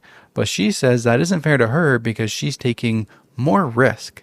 But I said you also get more of the upside by owning 60% or whatever the split ends up being when we sell it. It's like you invest more in the asset and you get more ROI when it sells. So the house thing is a standoff. Now, the root of the problem. The income difference is the real point of resentment for her, and she uses terms like, quote, I refuse to be the breadwinner. I said that couples I know where both partners work, it is never the same income. Unless you have the same job at the same company with the same benefits, it will be different. For example, my job puts 10% of my salary into a 401(b), and I have great insurance. Her job makes a lot more, but benefits are less. I feel emasculated and worthless, and like my jobs don't matter. There is more to marriage than money. Who cooks? Who takes care of the kids? Who does other stuff around the house? How can a marriage be defined by the take-home pay? I know people who are miserable and work all the time, and it's toxic. But perhaps, to her point, I'm not making enough in this world of high cost of living. We also live in a high-cost blue state. I should make more, and I am applying to 125K pay range jobs, but happy to do it slowly and not rush out of a job I like. Some other context. She also thinks she is poor, and her parents are the same way, even though they are very well off and have $10+ million. They will take all the napkins and plastic forks from a restaurant and all the sugar packets from a diner. Or if there is cream and half, they will bring cups and take it all, just to save money on sugar, napkins, and stuff. No way. They're being intentional on spending and cost conscious, but also frugal to the point of concern. People can exist at both ends of the spectrum. I feel like they think they are poor, like anorexic people think they are fat. I want to have kids and figure out the costs as we go. I mean, college isn't for 20 years. Should I adapt to her ultra frugality and try to make more money, or is this relationship something that isn't going to work due to the income difference? Like I said, though, it would be a blessing if joint income is so high. Instead, it is just a cluster of fighting, anger, and resentment on all sides. We are seeing a couples therapist for the first time today, so any advice on what to bring up? Is this all a control thing? Thank you for your advice. I hate to say it, but this relationship is just not going to work. You don't think they can work it out? I don't. Why I not? honestly, truly don't, because she has these expectations of him when she makes more than 6 times the amount that he does. And she says, I can't be the breadwinner. You need to make more than me.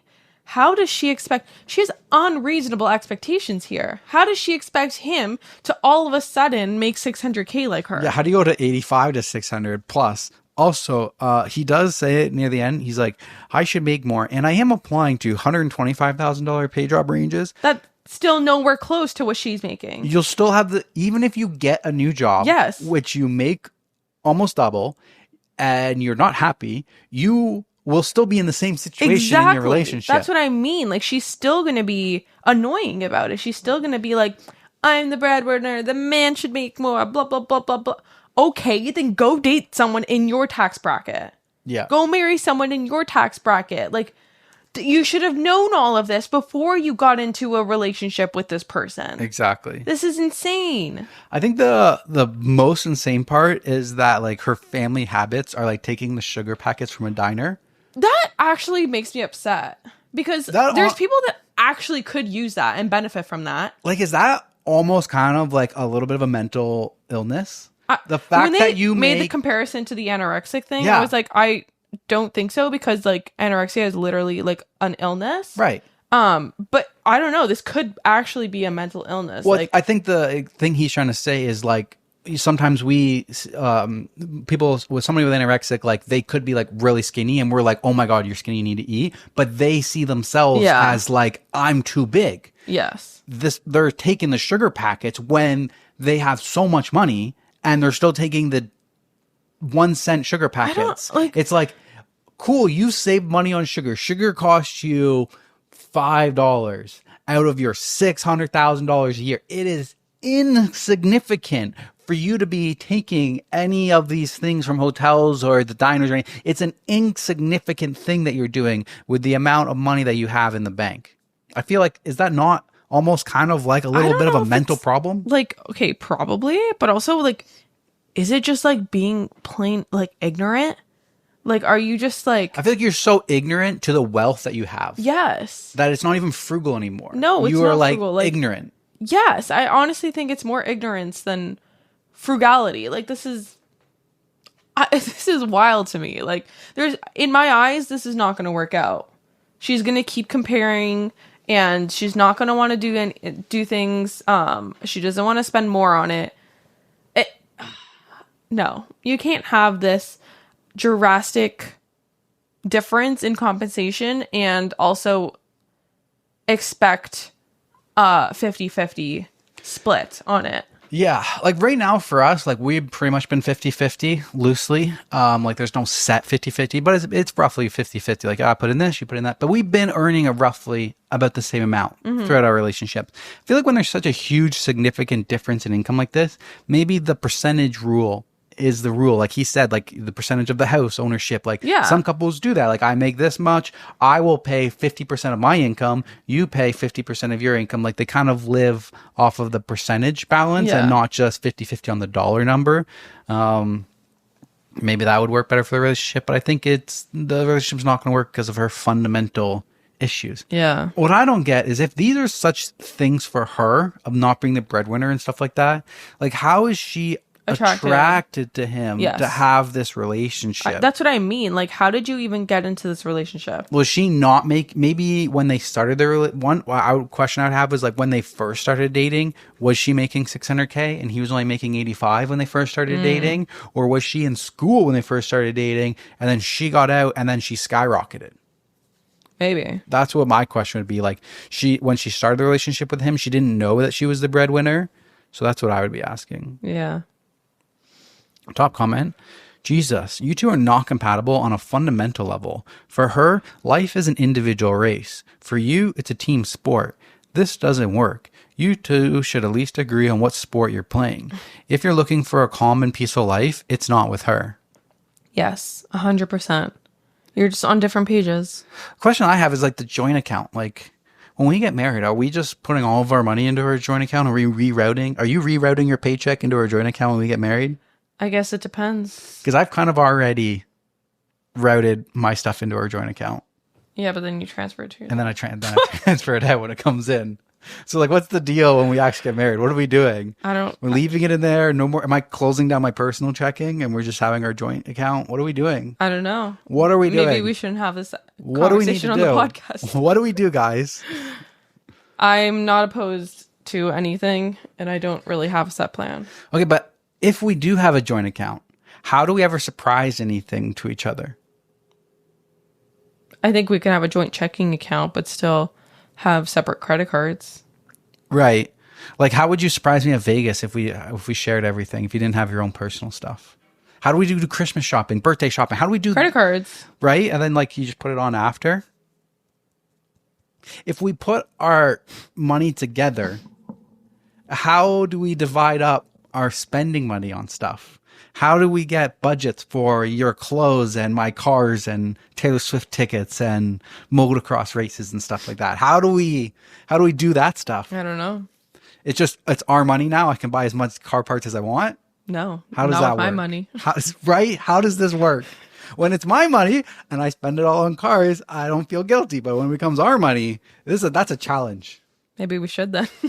Maybe like we put our money into the joint account and then we separate spending money back into our personal accounts, but then it's like the same. I'm so confused on this. We don't need to keep talking about I don't know how we're supposed to do this in the future. Okay. How do married couples do it? Let's move on. Okay, back to you. Am I the asshole for refusing to cancel a 2-year planned trip to attend my brother's last-minute wedding? I, 36 male, have been planning a big trip with my 2 best friends for over 2 years. This trip is set for January and is a 3-week adventure in another country where we'll be celebrating New Year's together. I've been looking forward to this trip for ages, and I talk about it often since it's a huge deal to me. My friends and I all worked hard to get the time off, save up, and plan everything out, and honestly, this is a bucket list kind of experience for us. Now the issue. My brother, 32 male, and his girlfriend, who have been dating for about a year and a half, recently announced that they're getting married. They planned it all pretty fast and are having an intimate wedding with just close family and friends. They sent out invitations only 2 months in advance for a wedding that's in early January, right in the middle of my trip. To make things more complicated, my brother asked me to be his best man and give a speech. I was genuinely happy for him and politely reminded him that I wouldn't be able to attend because of this long-planned trip. He knows all about it since I've been talking about it a lot out of excitement. He kept insisting, though, saying he needs me here and that being his best man is more important than a friend's trip. I understand that a wedding is a big deal, and I do feel bad that I won't be there, but the timing is really tough. Canceling this trip would let down my 2 best friends, who aren't invited to the wedding as they aren't friends with my brother, and would mean losing a lot of money. My family is split on this. Some think my brother should understand, while others think I'm being selfish for not adjusting my plans for his big day. Am I the asshole for sticking with my trip and not agreeing to be his best man?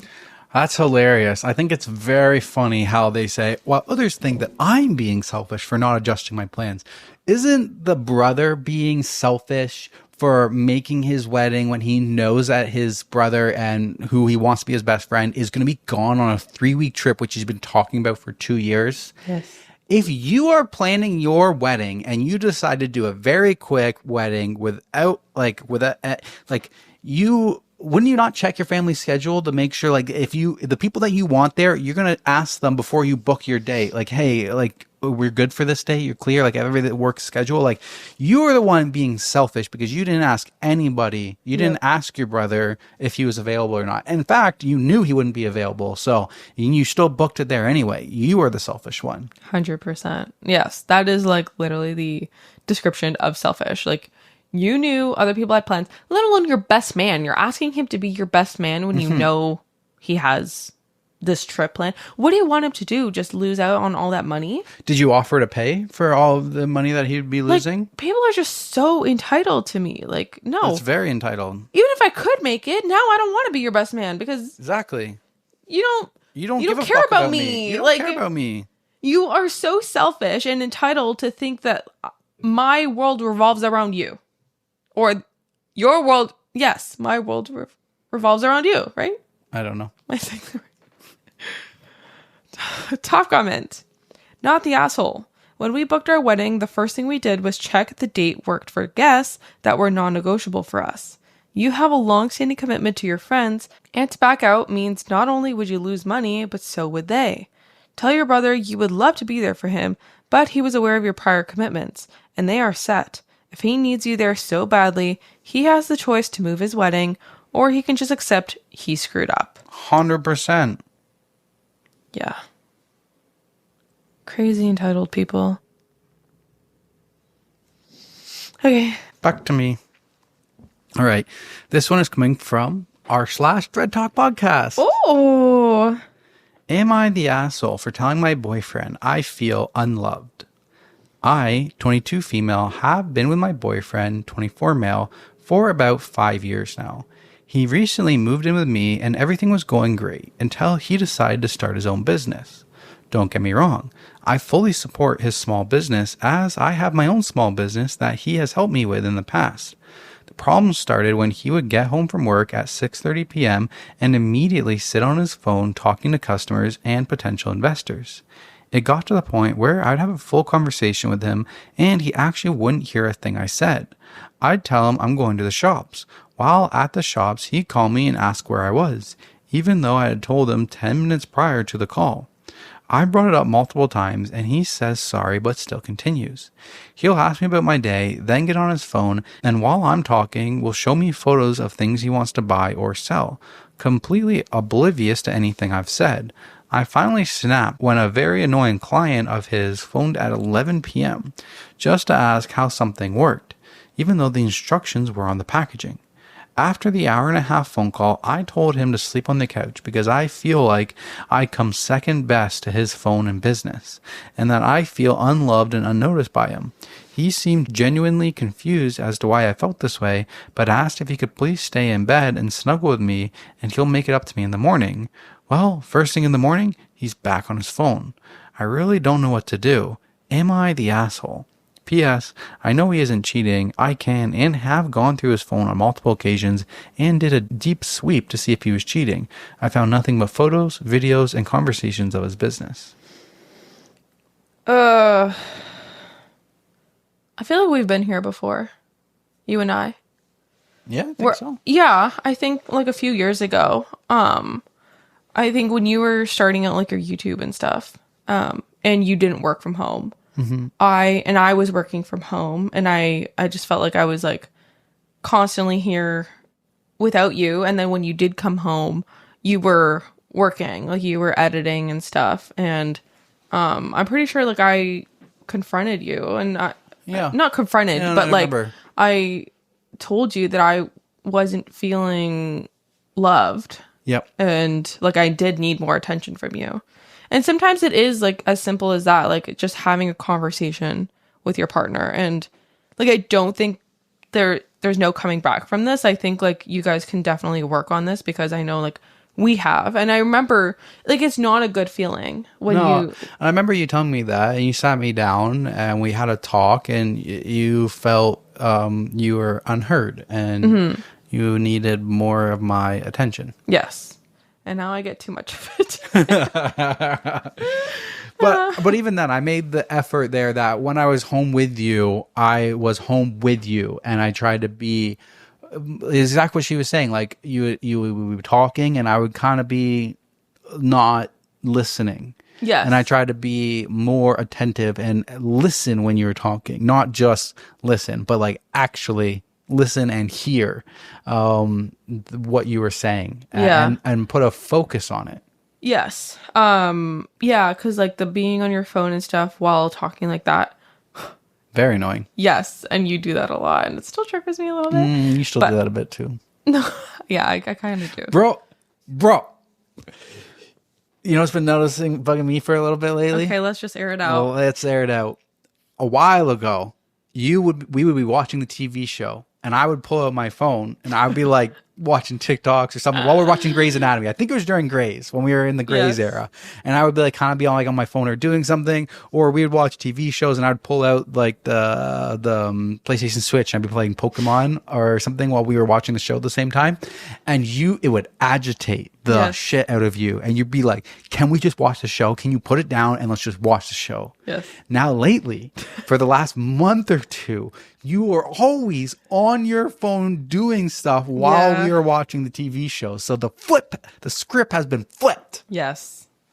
And okay, to be honest, when we watched Grey's and stuff, that was during the time where I didn't feel like connected to you. Yeah, it was. Yeah, I remember like I just felt like you were constantly on like doing other stuff than like paying attention to me. And my idea at the time was like, okay, watching Grey's was like our downtime and our time to like connect. And then like you weren't putting Was it pulling my weight of the connection? You weren't putting that much effort, I guess, just to watch the show.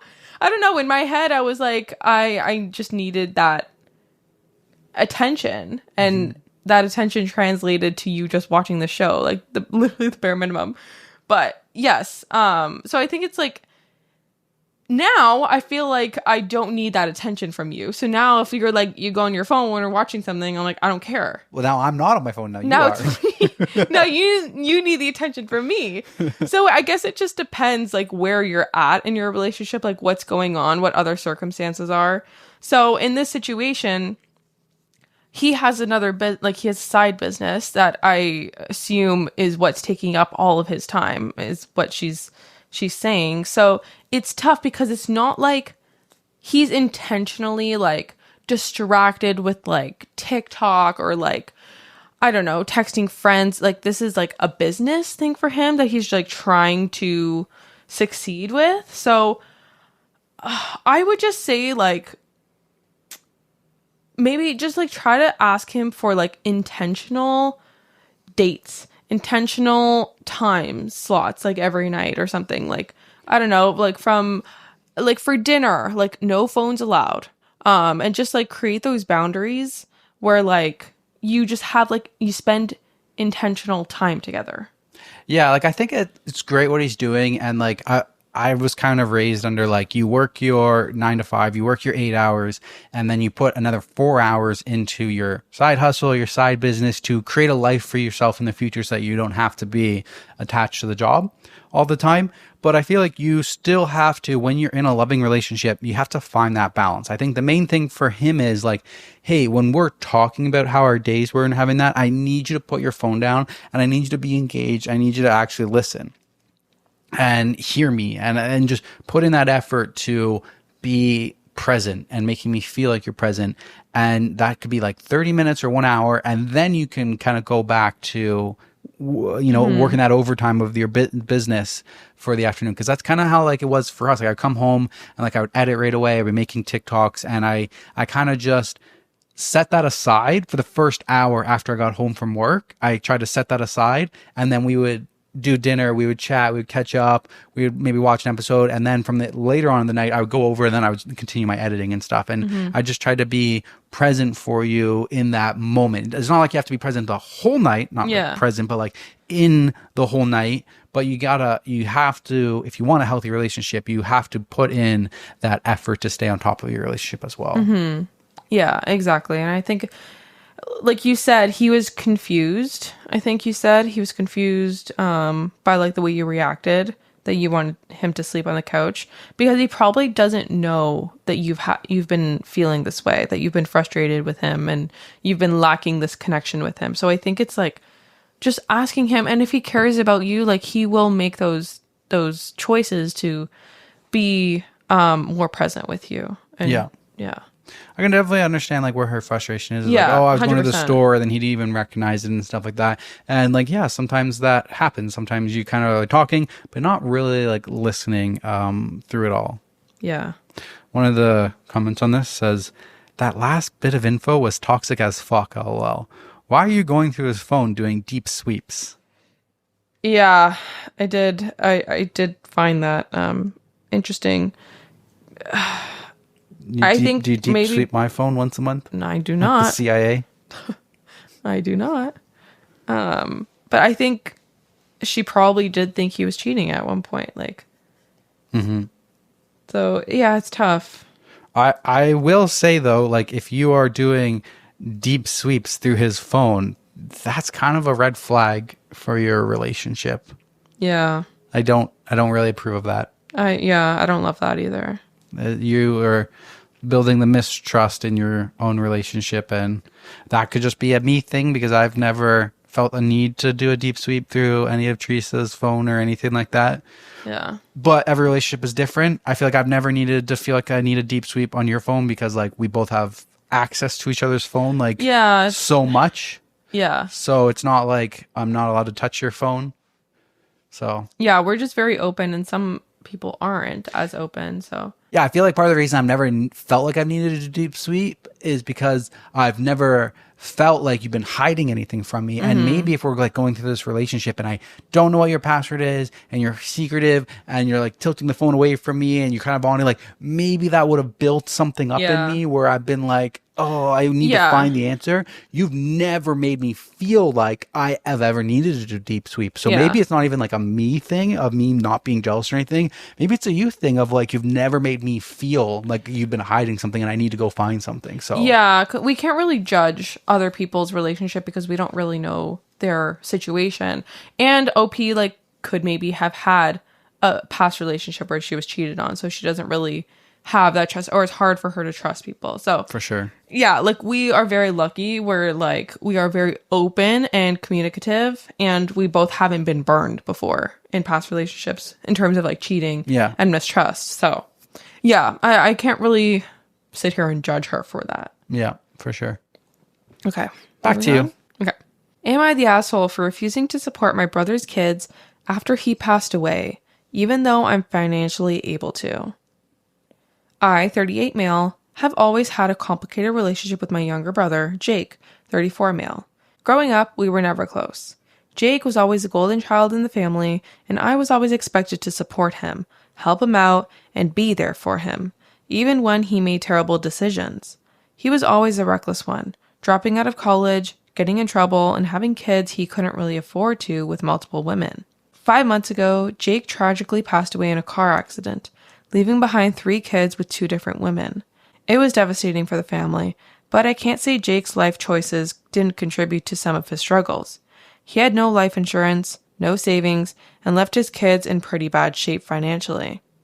My parents, who are both retired and living on a fixed income, asked me to step up and support Jake's kids. I'm financially stable, well off even. I run my own business, and my wife and I don't have kids of our own, so we live pretty comfortably. My parents think it's my responsibility to take over for Jake now that he's gone. They've been pressuring me to set up college funds for his kids, help with their living expenses, and even contribute to their mother's bills, as both women are struggling to make ends meet. Here's the thing. I don't want to.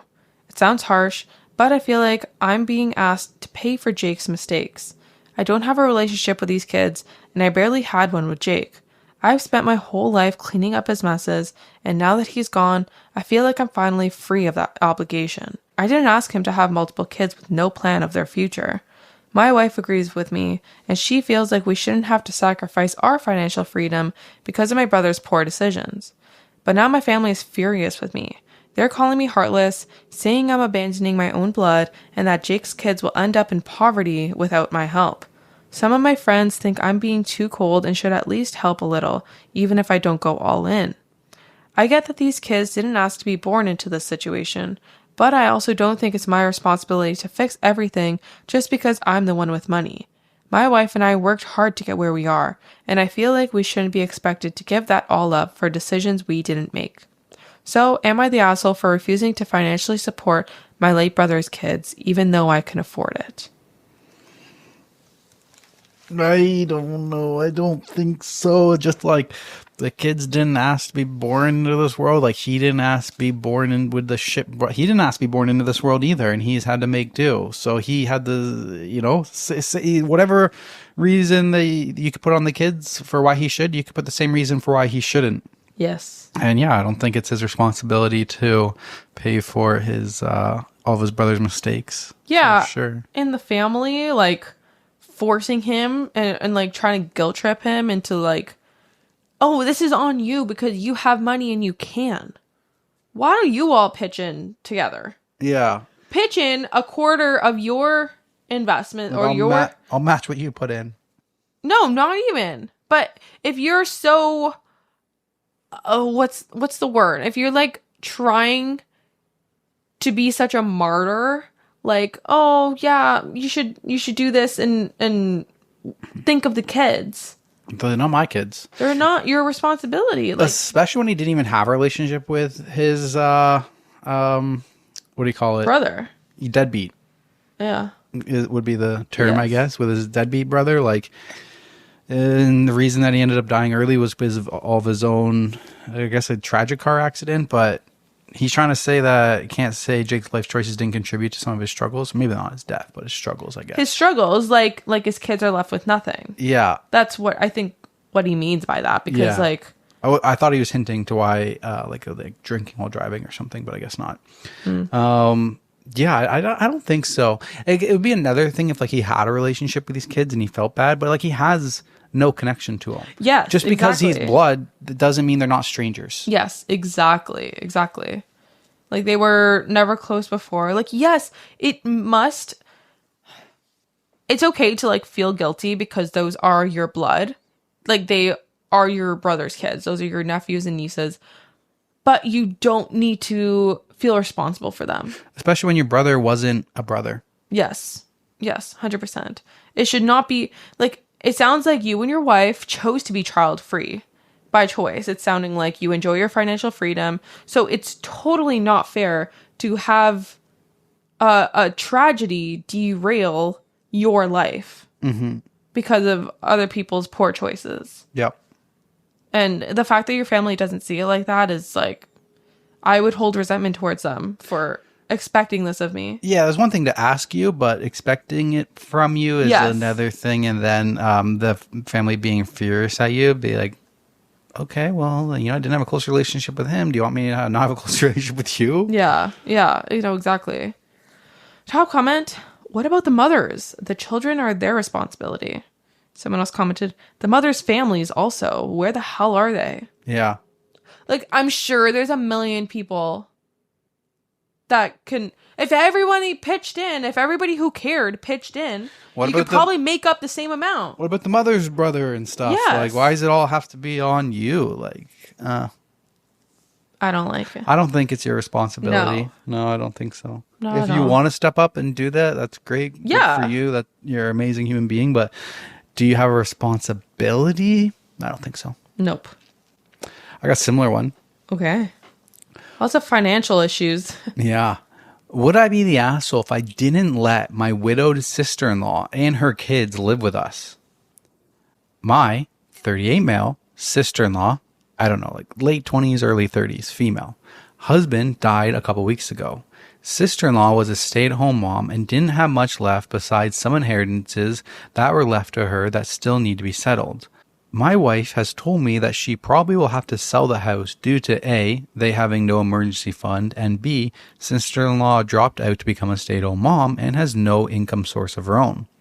As sympathetic as I feel, moving her and another kid into our house on top of our own 2 kids under 10 is a huge lifestyle change that I'm not sure we'll be able to take on. Sister-in-law's kid is 4. We do, though, have a vacant home, 3 bedroom, 3 bathroom, that we usually rent. but our last tenant moved out, so it's just been existing for the past few months. I offered that they live there. It's about 45 minutes away from us. But my wife is persistent on them moving into our house since my sister needs a support system. I'm open to help out, but I feel the case of moving in needs some more consideration. Besides, let's just do it. Would I be the asshole if I say no? Are they even asking for this? I'm so confused. Like, you're literally offering them a 3-bedroom house?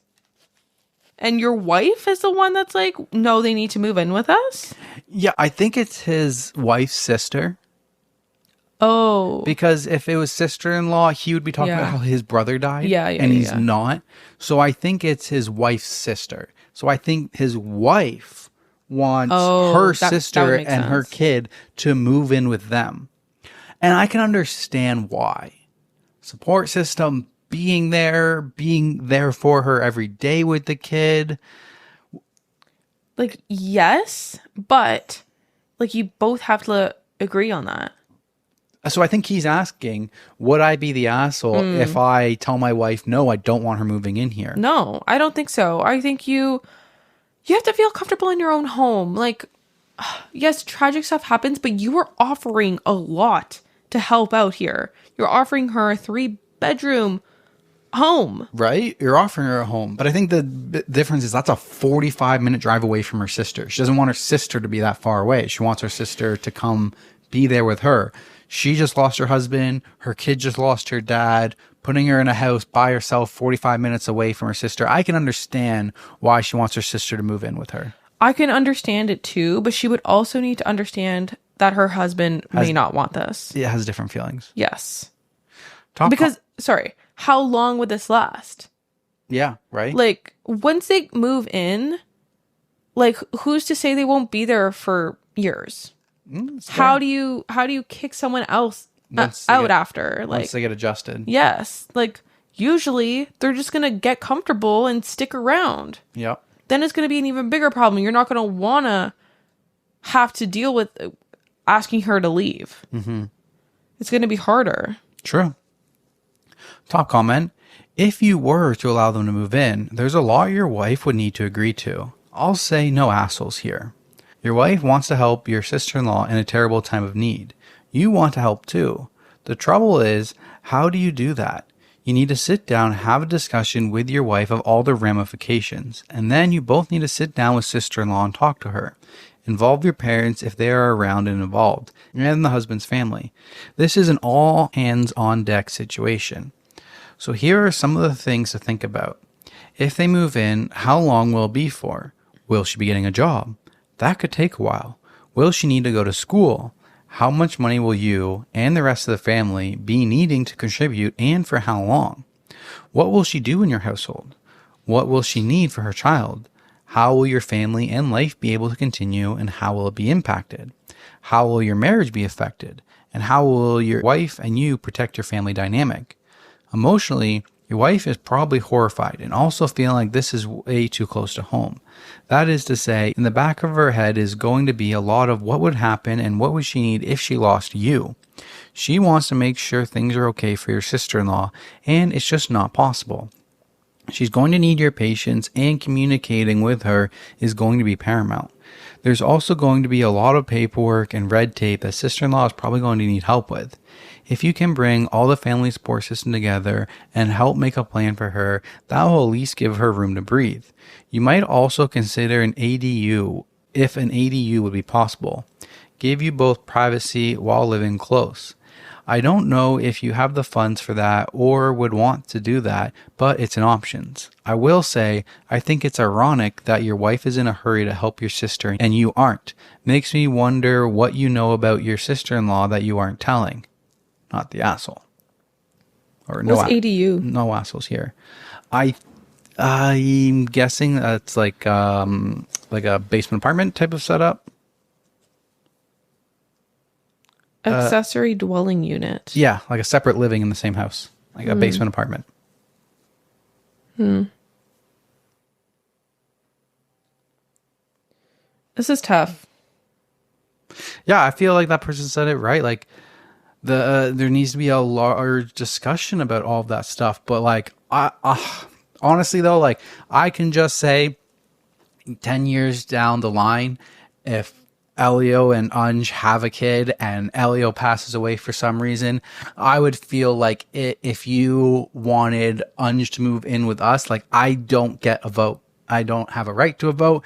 If that is what you want, that is happening, and I need to figure out a way to be okay with it. I don't think that's I don't know. right. Yeah, I don't know. I feel like I kind of feel like it is. Like I feel like family comes first in that sense. Okay, like you just said, immediate family is this now though. I know. You're right. I'm just you can't just say you don't get a vote because your sibling needs your help. Like you still have to be on the same page. Yeah. It will. You can't say that this won't affect their family dynamic. No, for sure. It will affect your family dynamic, and probably for the worse. Like it's going to be chaotic.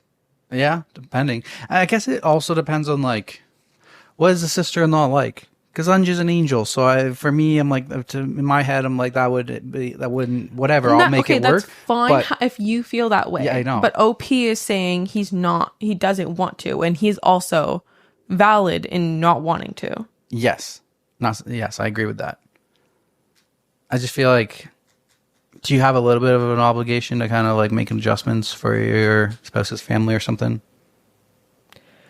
I don't know. I don't think anybody has an obligation to do anything. I think whatever they decide, they're within their right to do whatever they want. Yeah.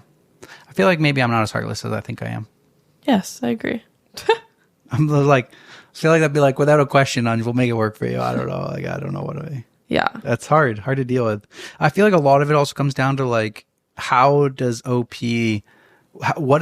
think of sister-in-law in the first place? Yeah. Because if you think of sister-in-law in the first place as already being a nightmare, that I would be like, okay, no, I don't want that person coming here and living here. I already don't like her, don't get along with her. It's a terrible experience, and now I have to live with her. No. Yeah. But if it's already like a good relationship, yeah, I feel like that has a lot to do with it. Like, what is this? I agree. Yeah. Already.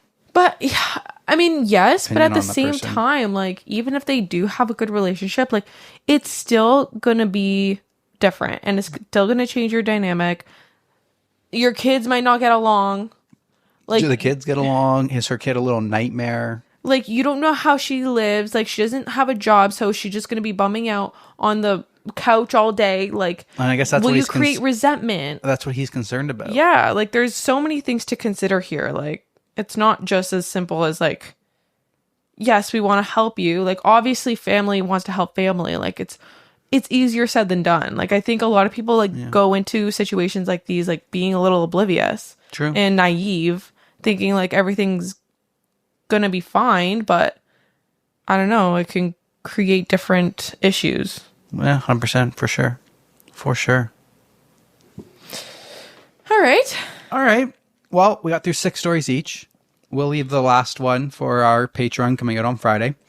My title was, I don't like what my husband likes to eat. What should we do? Like, Teresa's ready for that one. Oh my God, I can't wait to get another life update. Teresa had the biggest child meltdown last night. Goodbye. That's what I wanted to say to you last night. I don't know how I handled it. I kind of was. But kinda? You don't get... Okay, let's talk about it since we're already talking about it. Yeah. So, as we've told you, we've been getting our Factor meals. Yep. Use ThreadTalk 50 code to save 50% off your first month on Factor. And, okay. So the Factor meals, they've been like healthy foods, like low calorie, healthy foods, high protein. Before we go into this story, I would just like to preface and set the stage that we are now in the life updates portion of the episode, and that I am a eat to live person. We know. You're and boring. Teresa is a lives to eat person. You're boring. So now, boo, tomato. Tomato. Now you can continue. Yes. Okay, yes, but at the same time, you're very picky about certain stuff that if I told you what it was, you'd be like, I'm not eating that. Yes. So the situation last night, I just found out that my supposedly looking mashed potatoes was actually mashed cauliflower. It was half and half. It was potato and cauliflower mash. And I don't like cauliflower, okay? No, it's funny. You don't like cauliflower, but when we go to the keg, you like the keg's appetizer cauliflower. Let me, I don't know what to tell you, okay? I don't like a cauliflower mash. In my head, that's disgusting. See, this is where I don't understand. The texture of cauliflower being mashed up makes me want to vomit. Like, the thought of it makes me want to vomit. See, that's the part where I don't understand, because you eat the cauliflower at the keg when it tastes good, when it's deep fried with the other stuff. Deep fried. And hot and spicy or whatever, it tastes good. But then when it's the mash, you're like, oh, I can't eat it because it's in my head. I know it's cauliflower. It's in my head. But then at the same time, I'm like, you've had this meal 4 times before. This is the one that you've literally already ate 2 days ago, and you just haven't read the full name. You just opened it and you're like, oh, chicken, sweet potatoes, and mashed potatoes. This is great. Perfect. And cranberry sauce. The 2 types of potatoes should have been a red flag for me. Right? Maybe. I'm thinking about that now. Sweet potatoes and regular potatoes. I just realized that too. What? Nothing. I'm just thinking. I thought you were going to break something else to me. No. Because Sweet potatoes were carrots instead? No. Gross. You ate the carrots that your mom made. You ate them. You said they weren't that bad. Yes. God. You're so weird. Sometimes, I don't know. I was having a mood last night because I also just got my period. She was almost over. I wanted junk food. Okay, I wanted to. Oh, okay. So when I say before we put the meals in the microwave, before we're eating them, I'm like, babe, let's go to Hunter's Landing. Let's go get another burger. Let's go back to Hunter's Landing. Come on, we'll do it. I didn't want a burger again for the 3rd time in 7 days. You didn't have to get the burger. You could have got whatever you wanted. I'm tired of Hunter's Landing. We've gone twice last week. Yes. And we hadn't gone so many times for that. But whatever. And I said, babe, let's go to Hunter's Landing. Did I say let's get a pizza before that too? Or instead? I think right after I said, let's get Domino's. And you said no. When you said no to Hunter's Landing, I could have swore I said, let's order Domino's. And you said no too. Maybe. And then we microwave the phone. You're humming and moaning. Microwave the phone? Sorry, we microwave Jesus the food. Christ, My bad. We microwave the food. We microwave our factory we meals. need to count how many times you messed up on this episode. Please, when you're editing, keep a tally. You can play a drinking game with it. I microwave the foods. I get them ready. I put them in front. And Teresa is just making the biggest deal ever. I'm going to take the chicken. I'm going to put it on a separate plate. I'm not going to eat it. And then... what was it? No. What? No, this wasn't even the cauliflower one.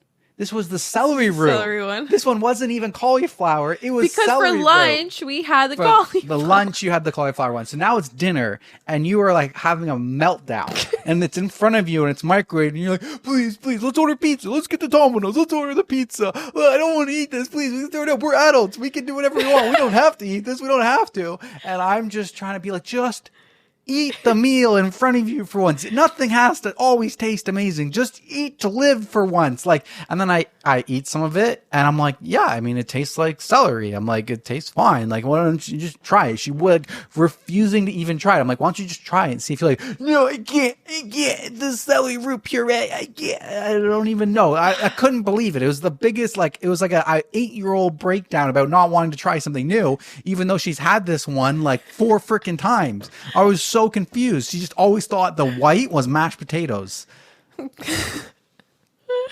Yes, I was being a little baby. I don't know what to tell you. It was embarrassing. Okay. You're being rude. Oh, I'm sorry, but it kind of was. Okay, how about when I told you what you were eating was chicken or meat of beef? Oh, when so you mean when you literally lied to me about what I was eating to get me to eat something? But it's the same thing. No, that's deceitful. You actually lied to me that time, and I said, "Oh, that's great. I don't enjoy that." Now my stomach kind of feels upset because I'm learning what I mean. Okay, but it's the same thing because you're in your mind. Sure. You didn't know what you were eating. It tasted good, so that was me with my mashed potatoes. Okay, but then I found out it was mashed cauliflower. Okay, half mashed potatoes, half cauliflower. that you'd had several times before. Several, not once. Okay, whatever. So I don't know what to tell you. That's the way I felt. And Okay. I stand by the way I feel. okay. It was still, That is not to say the factory meals aren't delicious. no. Because Factory they are meals are amazing. amazing. It's just Teresa just doesn't like. I surprise. wouldn't have chosen a cauliflower mash. I feel like your options Meal. are going to be a little bit limited now because half of them they're healthy. Half of them are like cauliflower mash. with I gotta keep an potatoes. eye out now. Yeah, mine have been delicious. They do taste good. That's the thing. It's just in my head. What are we having for dinner tonight? We're out of factory meals. Yep, well, lunch is our last one today. Yes. So the next one's coming on Monday. What do you want? I want Domino's. I want What do you Wingstop. Domino's and wings. Perfect. No. I want Domino's. Teresa wants Wingstop. Guess what we're getting tonight, guys? Wingstop. We can compromise. Any other life updates? Yes. Okay, so I have a list here. So I have the Karen with the squirrels on my life updates. So we were walking through the park. We were doing our regular squirrel feed and peanuts in the morning. And we're walking through the park. And at one point, a lot of squirrels gathered around me. They were like, they started coming from the far trees and they started coming over. And the next thing you know, there was about 12 squirrels that were like all around our feet. And some of the first squirrels, they got second helping they got a second peanut because they were just around so long. They really ate their peanut really quick. And by the time I was done giving individual peanuts to everybody, they were like coming back for seconds. We finally got away from the group and we left this like group of like 12 to 15 squirrels like in a circle on the path. And a dude was walking by and he was like, and we had moved on. We were like 15, 20 feet away. Dude was walking by. And at the same time, we saw this other girl who saw us as she was coming towards us, saw that we were feeding the squirrels peacefully, and she leashed her dog. And the dog was off leash first, and then she leashed her dog. This is not an off leash dog park. This is an open park. The dude walks by and he's like looking around and he's like, what's with all those squirrels? What's going on? And he like makes eye contact with this girl. I think they're random strangers. Maybe they knew each other. And he asks her, he's like, where do all those squirrels come from? And then she points to me and she's like, oh, they were feeding the squirrels. You can kind of hear them talking. I'm kind of like looking at their conversation and kind of hear them. And then I think he said something about, oh, they shouldn't be doing that because she sees that I am looking at her. And then she like raises her voice to talk to me. She's like, you really shouldn't be feeding the squirrels. Mm-hmm. Is this correct? I'm good so far? Yes. Teresa will help my narration memory. And then I kind of just, talk back, not yelling or anything, just talking back with a slightly raised voice because the person's like 15 feet away from me. And I was like, yeah, well, you shouldn't have your dog off leash. No. What did I say then? You said this is a squirrel, like squirrels live here or something. You said something. Like this is a squirrel ecosystem or something. I don't know what you said. Oh, yeah. Okay. Yeah, I don't know. You're like, the squirrels live here, like... I forget exactly what I said. Yeah, I don't know, something like that. And then she was like, well, you're increasing the coyote population or something. Yeah. You're increasing the chances of coyotes being here. Yeah. So you really shouldn't feed the squirrels. Oh, she was like, the other guy was like, there's signs that say you don't feed the wildlife or whatever. Yeah, and then she was like, yeah, you bring the coyotes around here, you really shouldn't be feeding squirrels. And I was like, well, you really shouldn't have your dog off leash in a not designated area. And she's like, well, I put him on leash when I saw you. And I'm like, yeah, but before that, this whole area is not an off leash dog park and you have your dog off leash. You don't want me to feed the squirrels, you shouldn't have your dog off leash. We're both doing stuff we're not supposed to be doing, apparently. And then she was like, what'd she say? She's like, oh, yeah, you're right. A win's a win, right? Asshole. Yeah. She's like, a win's a win, right? And then she puts her headphone, like, as she put in her headphone back, and she's like, asshole. I'm like, oh, okay. I thought we were just having a mutual conversation where we realized, like, we both are kind of not doing something we shouldn't be doing. Like, you shouldn't speed and you shouldn't jaywalk, but everybody does those little things. So then, as I'm walking back, I had a research with ChatGPT, and, did you know that feeding a squirrel directly to the squirrel 1 peanut per day will have a minimal effect on all that stuff because you are not creating a food source for them because they still have to scavenge for other nuts. You're not letting other rodents like raccoons and rats eat the peanuts, so you're not encouraging them to come to the area, and you're having minimal effect on them. The reason that it increases coyotes is because it just makes more squirrels and the coyotes want to be there. You're not really making more squirrels because you're not really just giving them heaping helpfuls that will make them want to breed and stuff. And I would like to think of it personally as us humans have destroyed their natural forest where the squirrels would live peacefully. We've destroyed it. We've taken away a a lot of their food sources, so that maybe one peanut a day is like retribution to the squirrels or something like that. Maybe it's not so bad. I'm trying to help out the cute little squirrels. Thank you very much. Yeah, I was just annoyed because, like, who cares? Like, why do you have to come out and, like, Denver gets so excited to feed these freaking squirrels now. It's a highlight of my day. He loves it. Like, why do you have to come and be a Karen and just be like, oh, you shouldn't be doing that? Ugh. Yeah, it's like that would be like me going up to every single dog owner that I see and being like, your dog shouldn't be off leash, because even though it's not affecting me at all. It's not. Well, it affects me now because they chase after my squirrels. So, but before that, it'd be like, or anytime I see somebody off leash, it'd be like, why is your dog off leash? That's exactly what it was like. People feed the birds. The signs do say don't feed the birds, but people still feed the birds. We were walking home the other day and there was like a bag of freaking seeds dropped on the floor for all the pigeons to eat. Yeah. Like, come on, man. Leave me alone. Like, why did you have to stand up and say something? That was like a Karen move. Just like the last time there was a dog that was chasing our squirrels that I ranted about. That'd be like me going up to that owner being like, why isn't your dog on a leash? That would have been me being the Karen. So, whatever. Yeah. But Teresa didn't like the confrontation. But like 10 minutes before that, another girl saw us and she was like, oh my God, that's so cool. They're, that's like, amazing. So close to you. Yeah, so cute. So nice. So. Balanced out. Yep. So that's what I got.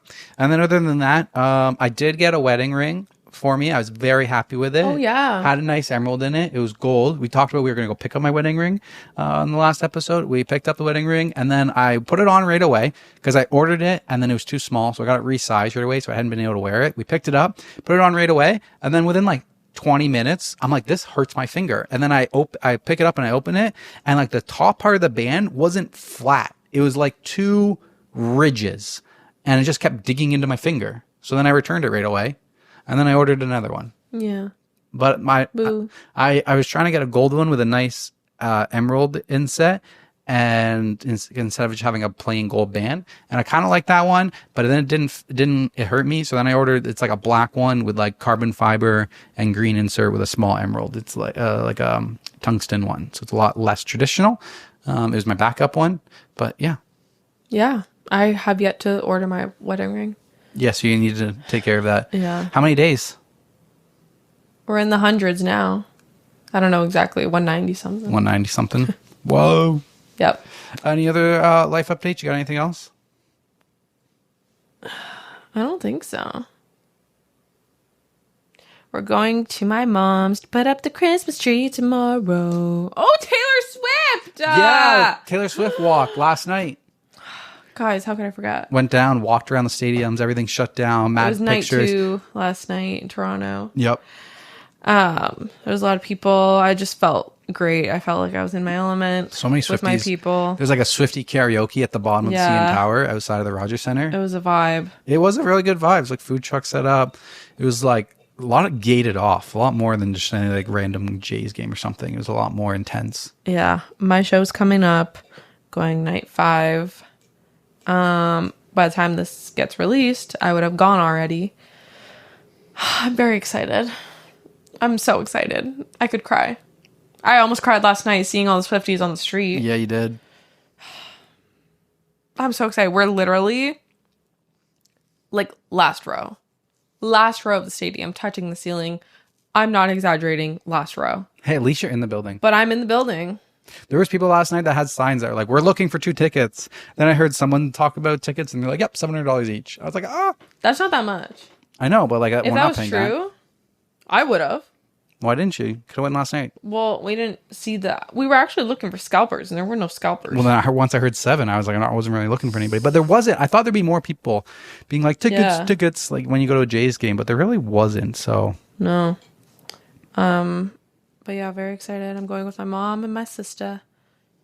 And we're going to have the best time ever. Yeah. Oh my God. But guys, I lost a devastating loss last night with Evermore. Match with Peter. She sang Evermore, Match with Peter on the piano last night. And those were like 2 songs that I would have killed to hear live. Oh my God. I can't. It seems like she's doing some crowd favorites though, so I don't think she can do any wrong. I think she's gonna impress me with any surprise song that she chooses for my show. You'll love it no matter what. Yes. No matter what happens, you'll love it. I mean, the surprise songs that we got from Milan were amazing as well. We got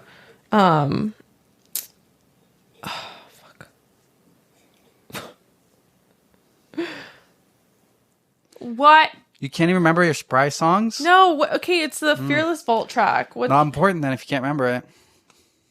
Oh my god, am I okay? Okay, it was guess Match we'll with just Red, have to move and then on. Piano was Getaway Car and Out of the Woods. But what was the Fearless song? Oh, Jesus. Oh, I guess we should just move on. No, stop. I'm a real Swiftie. Stop. I don't know if all of our fans are Swifties, so I don't know if we need to, how deep we need to go down this rabbit hole here. Just cut out while I'm looking. Mr. Perfectly Fine. Oh, 5 minutes later, guys. How to chop out so much there. It was 20 seconds. Okay, moving on from that. Yes. TV update. Oh, yes. We are now on to the show. Oh! What? I started a book. Oh, you started did? a new book. Oh, yeah. I woke up to you reading the Christmas book this morning. Yes, it's really good so far. It's called 'Tis the Season for Revenge. I woke up to Teresa reading because she let me sleep in. Stop. You're so nice. You let me sleep in. That's a sign of a good partner. Yes. But the TV update, we are now watching Cross on Prime. Really good show. Teresa likes it because she's read a lot of the Alex Cross books. Yes. I read them when I was like a teenager, so I don't even remember them all. And I'm like, should I start going down this rabbit hole on Audible? Because, you know me, I need to start the first book and then I'm going to need to listen to them. And there's like 30, 40, 50. Yeah. There's so many of them. This dude pumps a book out like every 3 months. The author, what's the author? James Patterson. Yeah, Patterson's so good. So many good. Kat introduced me to them. Yeah, I've read like 20 of the Alex Cross ones, a couple of the other like series that he does. They're so good. And so we're on the Prime TV show. Really good. It's really good. Before that, we watched The Perfect Couple. Yeah, kind of shit. Yeah, it wasn't as good as I thought. A lot of good actors in it. Had the one girl, she was actor from Lioness, and the other dude was from the other Prime show that I liked. I forget what it was called. There's a lot of good actors in it, but it was kind of, I thought it was going to be better than it was. Yeah. Like Alex Cross, Murder Mystery. It's good. It's really good. Really good. Yeah. That one was like a murder mystery of like rich people, but it was like hyped up more than it should have been. Yeah, I agree. I could go without watching that and I would be happy now knowing what I've seen. Yeah. Hindsight. Same. And then before that, I think we said we finished Only Murders in the Building. So we went from Only Murders in the Building to The Perfect Couple, and now Lots of murders. we're on Cross. What? Lots of murders. We're on the murder ones. Yeah. Yeah. On the murder ones. And then I saw Silo just got released on Apple TV. So once we finish Cross, we're going right into the Silo season 2. Perfect. Yeah.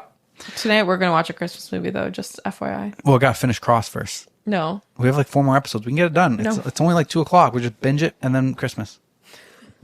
Let's order the pizza. Time for lunch. Okay. Thanks, guys. Hope you guys enjoyed episode 53 of ThreadTalk Podcast.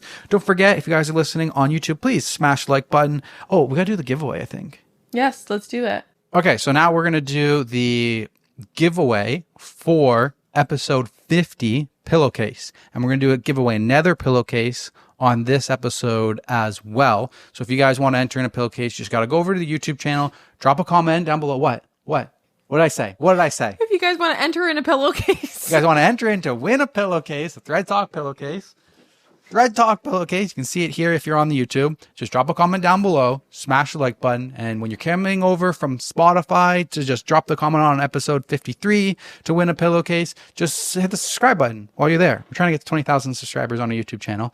And so, yeah. So what I do is I go to this YouTube name picker, and I'll put in the link from episode 50, and we will draw a winner. Woohoo! Okay. So I got the raffle set up. Teresa will announce the winner once it comes through. Ready? Okay.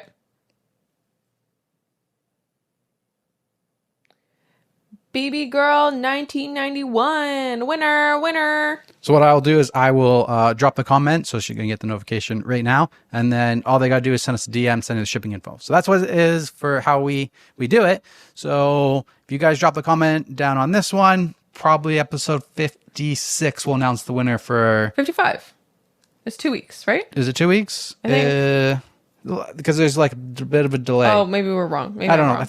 Because that one's 50 and now we're filming Okay, 53, yeah. so Yeah, I'd say you're right. 56. 56. There's like a 3-week delay on it between like filming, editing, then posting, and then I want them to be live for like 1 week before we announce the winner. So that's why there's like such a delay there. But if you drop it, we'll get to you eventually.